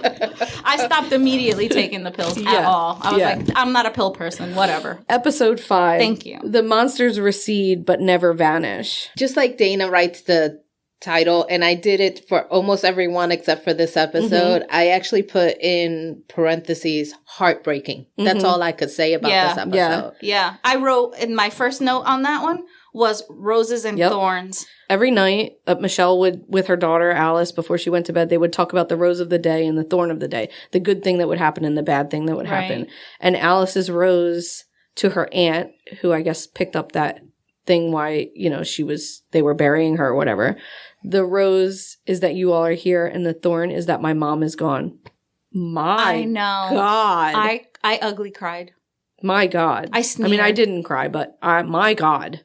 Yeah. I felt like I could maybe cry if that was a thing I do. It would have been a spot that I would have cried at. And just seeing the text messages just before Patton realizes that she's dead. Oh. He says, it starts with, I left you your coffee on the nightstand. Yep. Pause. I love you. Mm-hmm. Another pause. You awake yet? Yeah. And then he doesn't get a response, so that's when he walks in to the room to check in on her and finds her non-responsive. And he imagined her sleeping in. Yeah, have a nice lion, he says. Have a nice lion. He does these things that are a little bit British. Like he says, have a nice lion. Like that's not really something Americans would say. Like, oh, sleep in, have a nice, whatever. But I noticed that through all of his text message, he would say these little things that sounded almost British to me, where I was like, what is his deal? Where is he lion? From? Lie, as in lie in bed. Yeah. But that's like not a way that like Americans would say that, right? Like that's something you hear like British people say, like, oh, I had a nice lion, Yeah. Not lion as an animal. We're talking about lying as in lying in bed. People understand that. No, you're the only one that's like weird about my accent. No, because it's not something that like we use. You know what I'm saying? So that's my point. To me, initially it sounded like lion. Yeah, like a lion. A lie. Yeah.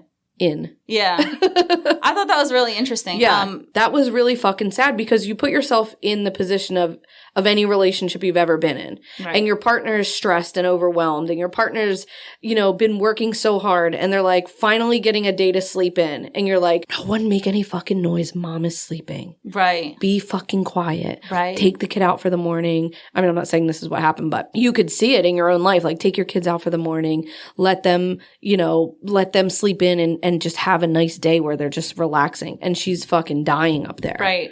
And that has got to be the most like, I would never let anyone sleep in around me ever again. Never. Like, it's 6 o'clock. Are you awake? It's 7 o'clock. Are you awake? Oh, I get angry when people sleep in. Oh, I mean, I don't normally, but that was very scary to me. Yeah, you won't die in your sleep on my watch.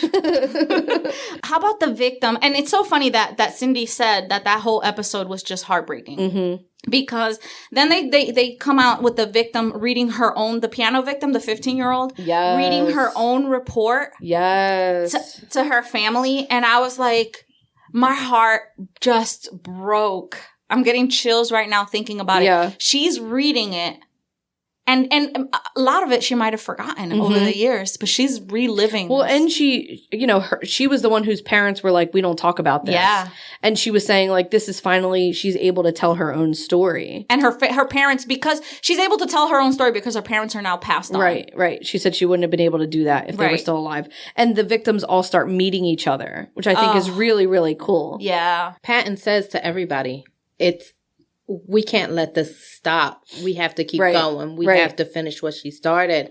and Haynes comes through, picks up the files, all those file boxes. Right. Billy Jensen steps in because he's a crime writer. And he's her friend, and he's been working with her. Right. Could you imagine dying and someone rifling through every fucking file and folder and email and text message you ever sent? Could you fucking imagine? That is like... I would die. You are already dead. Oh, that's true. You would die again. But could you fucking imagine? Like, and for her, of course she would have wanted this book finished. Oh, absolutely. But like, how much shit? I know. You know what I mean? Like... Yeah. Even not even like embarrassing things, the mundane stupid shit that you say and do is like, oh my god, it's like digging into your soul. It's like digging into your dirty fucking hamper. Oh yes, and sniffing. Yes, it's awful. Now I want to talk about something that really did break my heart. It broke my heart as a teacher. It just broke my heart all the way fucking broken. When the principal tells him to tell her in the sunshine, I'm tearing up right now because I'm like, Jesus Christ, that principal gave him some good advice. Gave that child a gift for her life. Tell her in the sunshine. I'm getting chills. Me too. And tell her in the sunshine. He says, I have to look at this little girl that I love and take everything away from her. Ooh. Your voice cracked. That was rough. I know. That was and oh my goodness, I just had an emotion. That was really weird. I just can't imagine Alice's reaction. No. And I'm really glad they didn't touch on it because I think that's a personal and private thing that should be hers. And she's too young to She was 9, give right? permission. Yeah. She was 9. I mean, she might have been 8, when she died, because later he was saying, when he was on the book tour, he was saying she was 9. Oh, yeah, you're right. So I think she might have been 8 because he does address like, this is her first birthday without her. This is, oh my God. We also get in episode 5, we also find out that she died of fentanyl. Yeah. It was fentanyl that Adderall, fentanyl, and Xanax were in her toxicology. But it's probably the fentanyl that right. killed her. Yeah, sure. And I think the girl that was going through the social worker that was going through her toxicology report and she was reading it, she was explaining that no doctor would have prescribed her this amount of meds, which is probably true. Also, doctors don't just prescribe fentanyl. So it's very likely that she was just getting them from somebody she knew. Right. She was just buying them off the street. Right. Not off the street technically, but probably from somebody she knew, somebody that, I don't want to give the impression that I am like a drug user or abuser, but of course I've been very plain that I have done drugs and plenty of them in my past. Right. And I don't think this is a thing that is so uncommon that shouldn't be addressed. Like, this is so easy to happen and so common. And I have been to so many funerals. I've been to funerals of friends who have died from actually taking fentanyl purposefully. And also people overdosing in this same exact way of just like being overwhelmed and being just, taking drugs to try to sleep and just your body just can't handle it. And I think this is like a tragic, tragic thing that is happening in our country and across the world that is like maybe starting to be a little more well known, but like not being addressed enough. We're not hearing about it as much now because of COVID, but I'm sure still. Oh my God. Yeah, of course. Depression is a motherfucker because this is where we really start to see them talk about depression and how she was depressed and really delve into the relationship with her mother and, how it really affected her, the relationship with her mom and how she was trying to rebuild it, but her mother had passed away. Apparently her mom had sent her a letter. So, which was her mom's thing. Whenever she was mad at her daughter, she would send her a letter. So from a child, she would do that. I wrote, rebuilt relationship with mother, but mother died. Yeah, she had only had like a year or something. Yeah. To build some of what they were some of their issues. I think them finishing the book for her was a remarkable thing to take on. I think it's really, really fucking cool for them to have a body of work. Like Patton says that he binds all of her poems and emotional things for his daughter to for her to have for her future. Like, oh, when your mom was this old, this is how she was feeling. Like, to have this much writing and stream of consciousness that a person left for you is really, really cool and remarkable. I think that was really a huge gift. It's the coolest and most painful gift. But he had a habit of doing that. That was a patent thing. That's he had really a habit cool. of doing that. This episode is when they also start doing that DNA profiling, looking for the familiar aspect. Right. They explain the whole, they have a third or fourth cousin, so it's a great-great-grandfather, and they start reversing that family tree. And I thought I was like, oh, we're getting somewhere. The familial We're fucking DNA. getting somewhere. That made me change my mind about the 23andMe. They give you the option of putting your DNA on a database that would connect cousins and everything. And I said I didn't want that because I felt weird about other people like reaching out to me. Yeah. But now I'm like, damn, I should go back and say, yeah, you can, Yeah. Just to catch some fucking killers. Yeah. The tissue is found in the trash. Oh my God. I must have missed that. No, I have it just before episode 6. They went through his trash. They got his trash. Okay. Yeah. And the book release event is also in episode 5. Right. So the book release event is all episode 5. They're doing the interviews. They're doing everything. He's signing for everything. He's going on the book tour. Yeah. He's on the book tour, and the text message is received, and it says he's caught.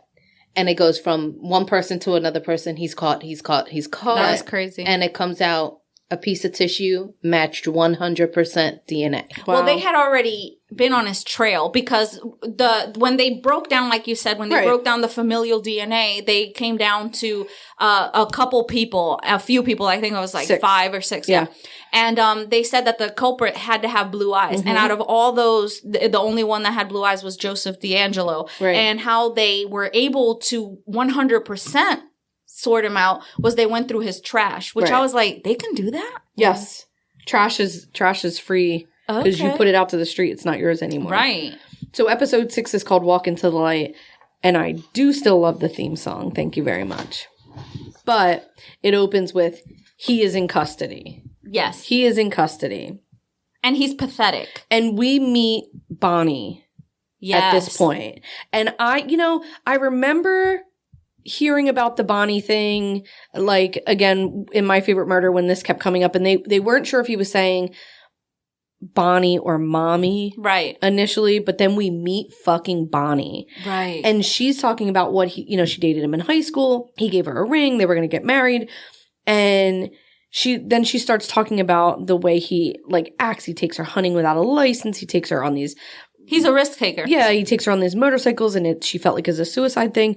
And she said he kicks a dog when they're on the motorcycle, and it breaks its neck and kills it. It drops dead. But that wasn't the end of the relationship for her. He asked her to cheat on a final, and that was too much for you. That was too much, but not kicking a dog's head off? Let's not. I'm sorry. We've all been in relationships where flags were raised and we looked the other way. A dog gets his head kicked off, bitch? Okay, but think about it.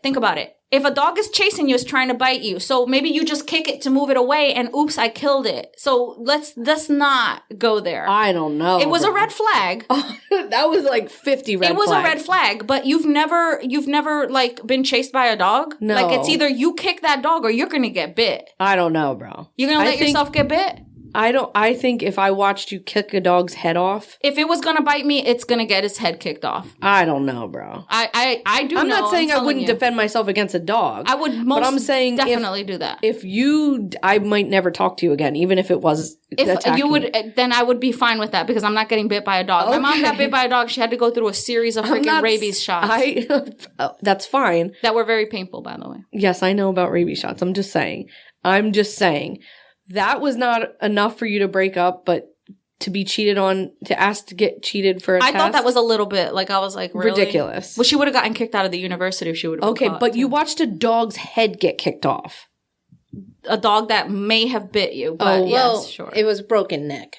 But it wasn't like the dog's head flew off. Okay, but a broken neck is basically his head getting kicked off. But I think it was more of the combination. You put them all together. Yeah. And that was just like... It painted a better picture. It was like, this is wild. not the man that I know. It's the kicking the dog. It is mistreating me. It is asking me to do something that is beyond my my scope of okay. Comfortability. Yeah. Right. So I don't think it was just, okay, the dog was trying to attack us. He kicked it out of our way. Yeah, I didn't feel like that was what was happening either, though. Well, I don't know. I mean, the way she described it was like, it felt violent, but whatever. Mm-hmm. So, okay, moving past that. What the fuck did her father say to him on the porch that made him go away and then begin to become the Visalia ransacker, the rapist, and murderer? What the fuck did he say to her? Fucking to him? Father of the Year. Yes. I bet you he said, I bet you 100% that he said something along the lines of, you come back here, I'll make you disappear and I'll be gone in the dark. I fucking bet you that's where he got that line from. Really? I fucking was like, he had to have said it. It had to have come from him. Because that was like, whatever that dad said to him made him leave his daughter alone forever. Right. Yeah. Had to been fucking scary as fuck. Not only alone forever, but then, but chase constantly think about that for the rest of his life. And in his mind, he was fucking powerful. He could have done any of that shit to her. Right. But he didn't dare. Yeah. And that's the kind of fear that I want to instill in anyone. Right. Whatever that, and she was like, I never knew what he said. And I want to know. I want to fucking know. I'll tell you also, now. Will he adopt me? The dad. I want to tell you now, if anyone ever asked me from now, my answer from here on out, if there's one thing I can fucking know, if I had the ability to learn one thing in the history of time, I want to know what that dad said on that fucking porch. Really? Not who killed John Benet Ramsey? No, I want to know what that Natalie fucking... Holloway is? Nope, I want to know what that dad fucking said. It had to be the most chilling thing that's ever been said to another human in life. Oh, yeah. Because it immediately turned him into whatever was quietly simmering under the surface was opened up that night on that Also, porch. he was armed. Yes. Yes. What did he say? What happened? What did he say to disarm an armed man? An armed young man. Right. That was going to kidnap his daughter. Right. And force him. This is crazy. I have to know. I will never sleep again. Also, kudos to her for having the wherewithal to go and tell to get her dad. Yeah. Well, she probably knew her dad was. Oh, he was probably a bad motherfucker. Right. Yeah. See, I did have that discrepancy that really that's what it took. Cause I did think about the dog situation. I was like, wow, he hurt a fucking dog. But I was also linking it back to the knowing fact that he was willing to hurt animals when he put the dog in the trunk. Right. From the beginning. Right. So I had that. But then I was thinking about it and I was like, I don't want to see, the thing is like I take an issue with that because as a woman who has looked at fucking red flags right in the fucking face. Please, yes. God has put those red flags and smushed them in my face and given me Indian burns. Okay, yes, girl. Yeah, and I've still looked the other way. So I'm prone to like looking at people. Yeah, me and be too. Like, you know. Well, okay. First of all, I wouldn't scruffed my dog. Now at this age, if you scruff my dog, motherfucker, this is true. Yeah. This is true. Like, okay, she was, 17, 18 years old, or she's a young person. Listen, I just find it wild. I don't know. There's just animal abuse feels like a line for me. But I don't think that it was clear animal abuse. It may have been like I got to shoo this dog away from them. And I just automatically killed it by mistake. Yeah, I don't know. Like, even accidentally hitting a dog in a car. Right. In high school. I mean, that never happened to me, but like, say I was with my boyfriend in a car and he hit a dog and like he reacted to it in a way that like nonchalantly. Right. That would have been a thing for me. Like, I don't think I'm going to be able to get past this. Right. Over you like being abusive towards me or like what, like that feels like a thing that would be like, ooh, that. But maybe she didn't get past it. Maybe it was that and then the other thing right after. Yes, you're right. I mean, listen, and I don't think she's a victim. Like, I don't want to victim blame her, and I'm not saying she's a victim of him because, I mean, she is in a sense, but like, I just found that to be like the cheating on the test thing was the line, because she says it like the limit for me was him asking me to cheat on the test, and I'm like, well, it feels like a weird way to say that. That was my reason of addressing that. I think that what she made it sound like he was really aggressive about it. Yeah, like you owe me this, you have to do this, we're engaged, and she was like, well, I don't want to be engaged to you anymore. I think it was like a collection of like, you've done all these dick things, and I'm over it. Yeah. And then they asked her if she felt guilty about the murders and everything, about being the reason for the murders or whatever. Yeah. And she's like, I wasn't the reason for the murders. He was a psycho. Yeah. He was a crazy person. And I don't think she was the reason for the murders. And I felt like her answer was appropriate. Right. That she feels that she can't turn the empathy off for them. Right. I think that was a healthy and appropriate answer, because personally I would feel guilty. Thank you. Yes. I so totally agree with you. I was like, oh my God, I would have felt so guilty. But that's the healthy way to answer that. I think she's right in saying like, I didn't do this. Right. She's not guilty of anything. Right. She's lived her life and did, got herself out of a situation that was unhealthy. And I don't think any of those victims would have wanted her to be married with him. Right. But somebody did marry him. Right, yeah. And then they became a divorce lawyer. Yeah. And then never married. divorced him, which was really weird. Yeah. His wife said that she didn't know. I don't know if this was in the... They didn't address the mother at all. Okay, or the this wife wasn't at all. in the show. I don't know if it was in the book or if it was in something else that I read. Because as I was watching the show, I looked at other articles and stuff. So I forget what, but I saw somewhere that she said that when he told her that he was going somewhere, she believed him. And she's like, she'll never trust another man again. And that, you can never trust anything again. Right. Your opinion, your judgment, exactly. Anything that you think is true and right. Right. Like, no. But in 91, she left him and never got divorced, even though she was a divorce lawyer. So I was like, did she fear him? Like, what was that about? That relationship. Probably. And he has 3 daughters. Well, and his daughter, he stops initially right after his first daughter is born. And it sort of made me think, okay, he must be like, wow, I have a daughter and I wouldn't want this to happen to her, so I'm not going to do this to another girl. But then he does it 6 years later, which is really, really weird. Well, he murders another woman, after that girl leaves. Yeah, so like, I don't know. I thought he had 2 daughters, but... He has 3. He has 3. Yeah, he has 3, yeah. He has 1, and then he stops murdering after the first one. Then 86 murder was 6 months before his last daughter was born. So I think there was a second one in between, but I'm pretty sure he has 3 daughters. Where they arrest him, I believe I read that also somewhere. Where they arrest him, it was either in the book or in an article that I read. They arrest him while he's living with his daughter and his granddaughter. Oh, really? Mm-hmm. I did think it was very interesting that she knew that Joseph D'Angelo would be caught by familial DNA. Like, I thought that was very, very interesting. Yeah. That she knew that shit from the beginning. She knew it all through the whole, like, they kept bringing it up. That one little clip of her saying, you'll be dragged out of your house from something you did in 1951, and they kept saying it. I'm like, she fucking knew it.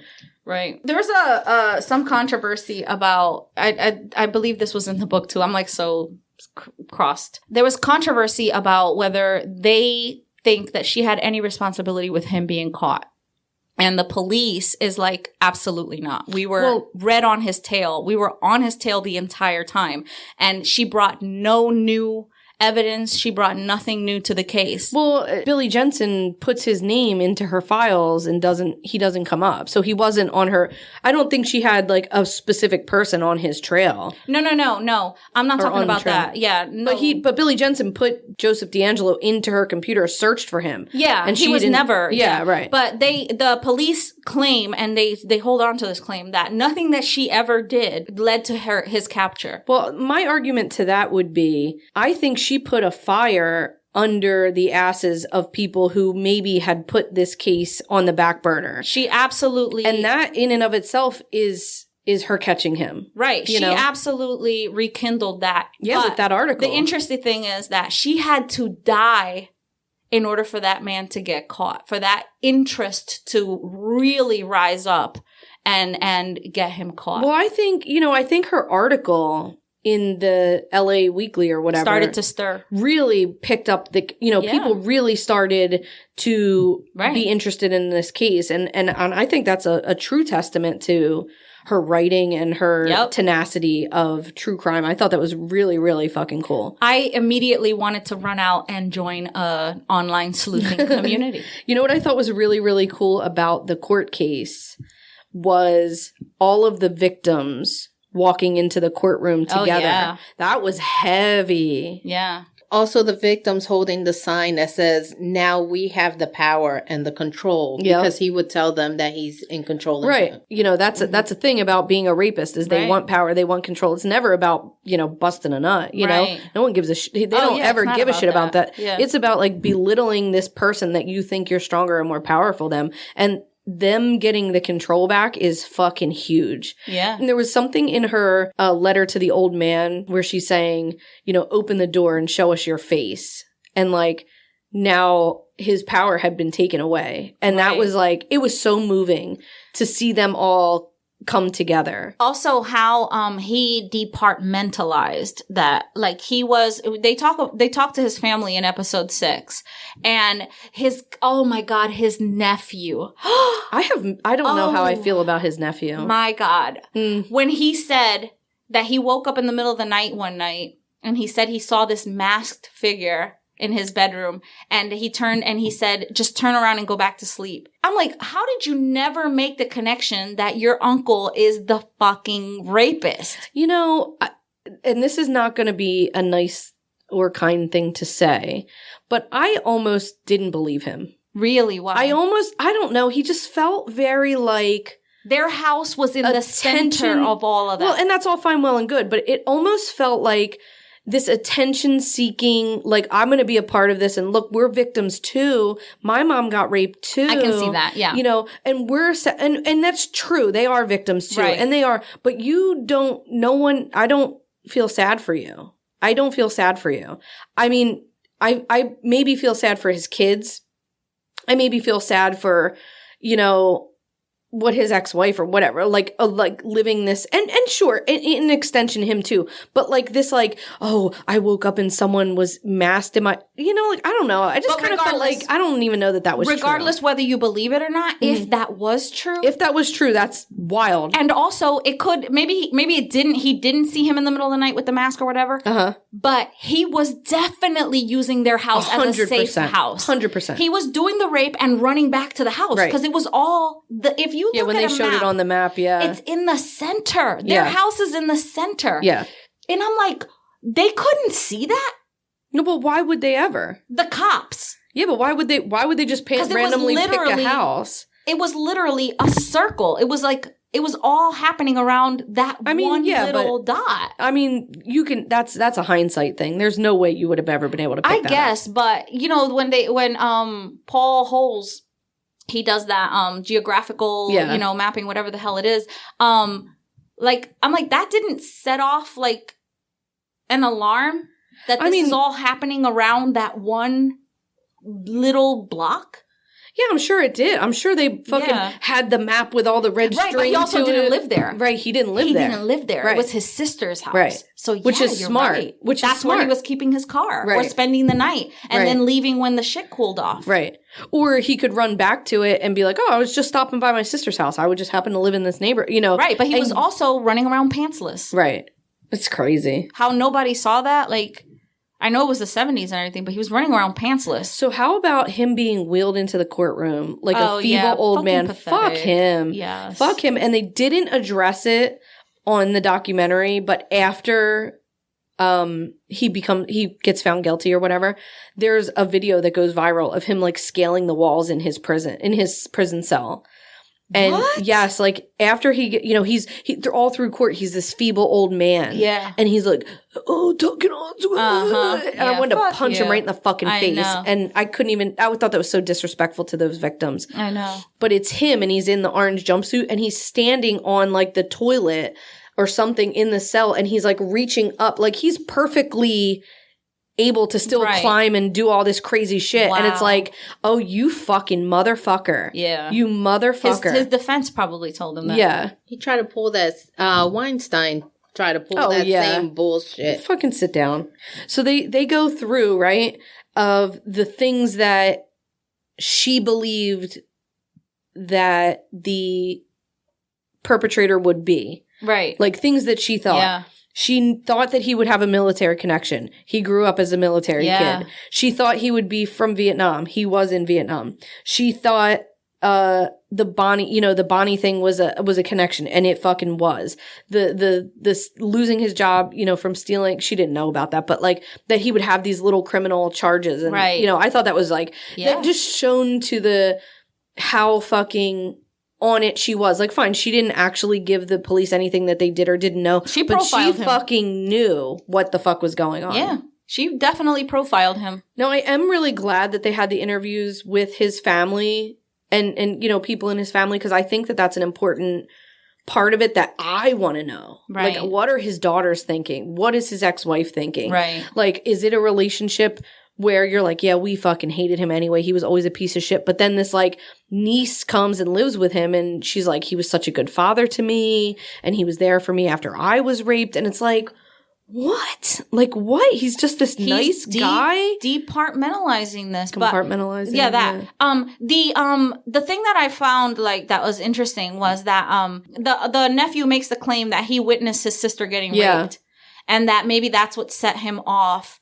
And that they had a very abusive dad that would, that he would take the brunt of the abuse. Yeah. I mean, I'm not justifying. I'm just saying, like, no, like the psychology behind what makes someone snap. Yeah, of course. It just feels like if you watched your sister who was 7 be raped, right, you might not fucking want to do that to people. That seems like a weird way to turn it, but right. Also, anytime I think about like criminals like that were at war in Vietnam, I think about the atrocities they probably did there with no repercussions. Yeah. So then, towards the end of the episode, they end up at a crime con, which is a big true crime convention. Right. And I had a little bit of like mixed feelings about crime con initially, because they like showed all these things where like people were like laying in the body print and getting their picture taken, and that almost feels like a little bit like maybe just a smidge of a step too far to the victims of whatever. But then the victims of the Golden State Killer were there, and they were signing Michelle's book, and they were talking about their experience. And it looked like there was a woman in the audience that stood up and was like asking a question. It was almost like this transference of like, hey, I've been through this thing that you've been through too, or that you're scared that may happen. And look at me, I'm a survivor and I survived through this thing. And that was like a little bit like, oh, okay, this is actually a good thing that's happening here. But I can't remember if it was during the book tour or CrimeCon where that one woman came forward and said, I'm a survivor. Oh, yeah. And they pulled her back and had a conversation with her. And that, I guess the moment where they can connect and talk and basically help each other through. Yeah, it's important. So on the book tour, we have Patton meeting all of the victims. And that may be where you're talking about, because there was that one person. And she says, I think it sucks that they're like, they introduce themselves like, oh, I'm so-and-so, I'm victim number 10. I'm so-and-so, I'm victim number 31. She was 31 and her husband was 31. And like that to me was really, really sad. But they don't refer to them as victims. They refer survivors. Yeah. That's very... Well, like victim, yes, but survivor is well, the one more. they were just saying like at the garden party, and we'll get to that in a minute, but she was saying, I'm number 31. I'm number, whatever. But Patton says, as he's meeting all these victims, he says, they are all a true fuck you to him because they suffered because of what he did to them, and they turned around and still survived. And they turned around and they didn't perpetrate on someone else, or they didn't put their pain onto someone else. And they are a true testament of a fuck you to him. And that he doesn't have power over them. He doesn't have control over them. And I thought that was really, really an interesting perspective. Right, because he says that it just goes to show you that he had a choice, right, to not do what he did. That he was a victim because he was witnessing his sister getting raped. Sure, but his dad was a piece of shit. Right. They were poor, but lots of people are poor, and lots of people's parents are pieces of shit, and lots of people get raped, and they don't treat people like shit. And lots of people have small dicks, right? Yeah. But I thought it was nice that survivor number 10, the 15-year-old. With the piano had that garden party at the end, and she had all her survivor family, and they all showed up, and they were all meeting each other, and they celebrated the year after he was arrested. That couple was there. Right. And I just fucking love them. And they went to Paris. Really did. She said, he's going to prison and I'm going to Paris. I love that for them. Yeah. I'm getting chills right now. Yeah, and she was a boss bitch, man. She really was. Yeah, she was. She kept that marriage together.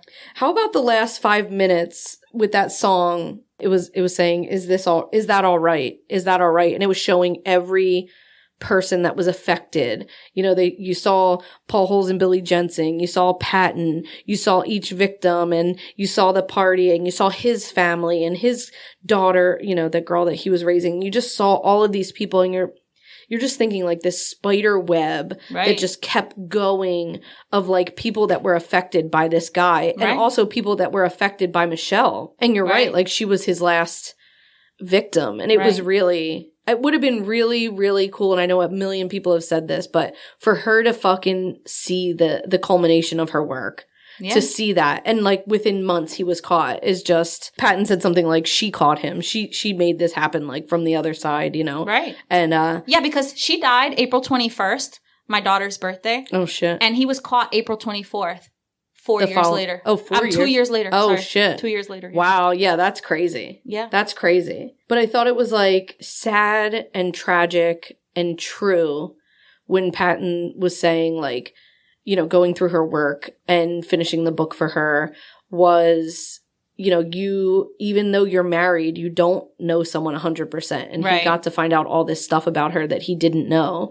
And it felt like one more goodbye to not have this book to work on of hers. And that was really like, ooh, that was a little... The finally letting her go. Yeah. I really love this documentary. Yeah, it was really good. I'm really, really glad I got to watch it because I had been hearing so much about it for so long. And I know it's like, it's the pinnacle of true crime books, and she was the pinnacle author, and I really do feel like, damn, I didn't get a chance to really read any of her work, and I think I'm going to. And I think they said this, she really opened up the doors to true crime podcasts, true crime bloggers. I mean, she really got that really going. Yeah, she was incredible. Yep. But reading the book, now I understand why Karen used to say, if you live alone, do not read this. Or you would hear Georgia be like, I haven't slept in days because I can't read this. Stop reading this book. Yeah. No, it was just like really disturbing. It was really, really disturbing. She describes the things that he was doing. Like, it's really, really disturbing. And it fully makes sense why she was unable to sleep. Yeah, and over. Absolutely. I mean, like, absolutely, because you're just reading it and you're feeling like that. Could you imagine being the one that has to like look at it and through the files? Did you see the amount of boxes this girl took home? I know. Oh my God. 50, 60 boxes of just evidence 30, and like 34. Holy shit. Yeah. It was crazy. Yep. Wow. It was a lot. Thank you for the suggestion. This was really, really good. Who suggested this? I think Amy gave us a whole list of shit. Yeah, this was one of Amy's. Kudos, Amy. This was amazing. Yeah. I really liked it. I enjoyed it a lot. Yeah, we'll see you next month. Yeah, and keep suggesting. Yeah. We're definitely going to take your suggestions and try to cover them. Yeah. Absolutely. And if there's anything about the podcast, how we're doing the format or whatever, you let us know. Yeah, we'll listen to you. No, like if you don't want it episode by episode described or, any suggestions that you have. I mean, this is your show. We're doing this for you. Yeah. So keep the suggestions coming. Yeah. We're not going to, Dana might take it personally, but I won't. Whoa, yeah, I don't think that's true. All right. See you next month. Bye.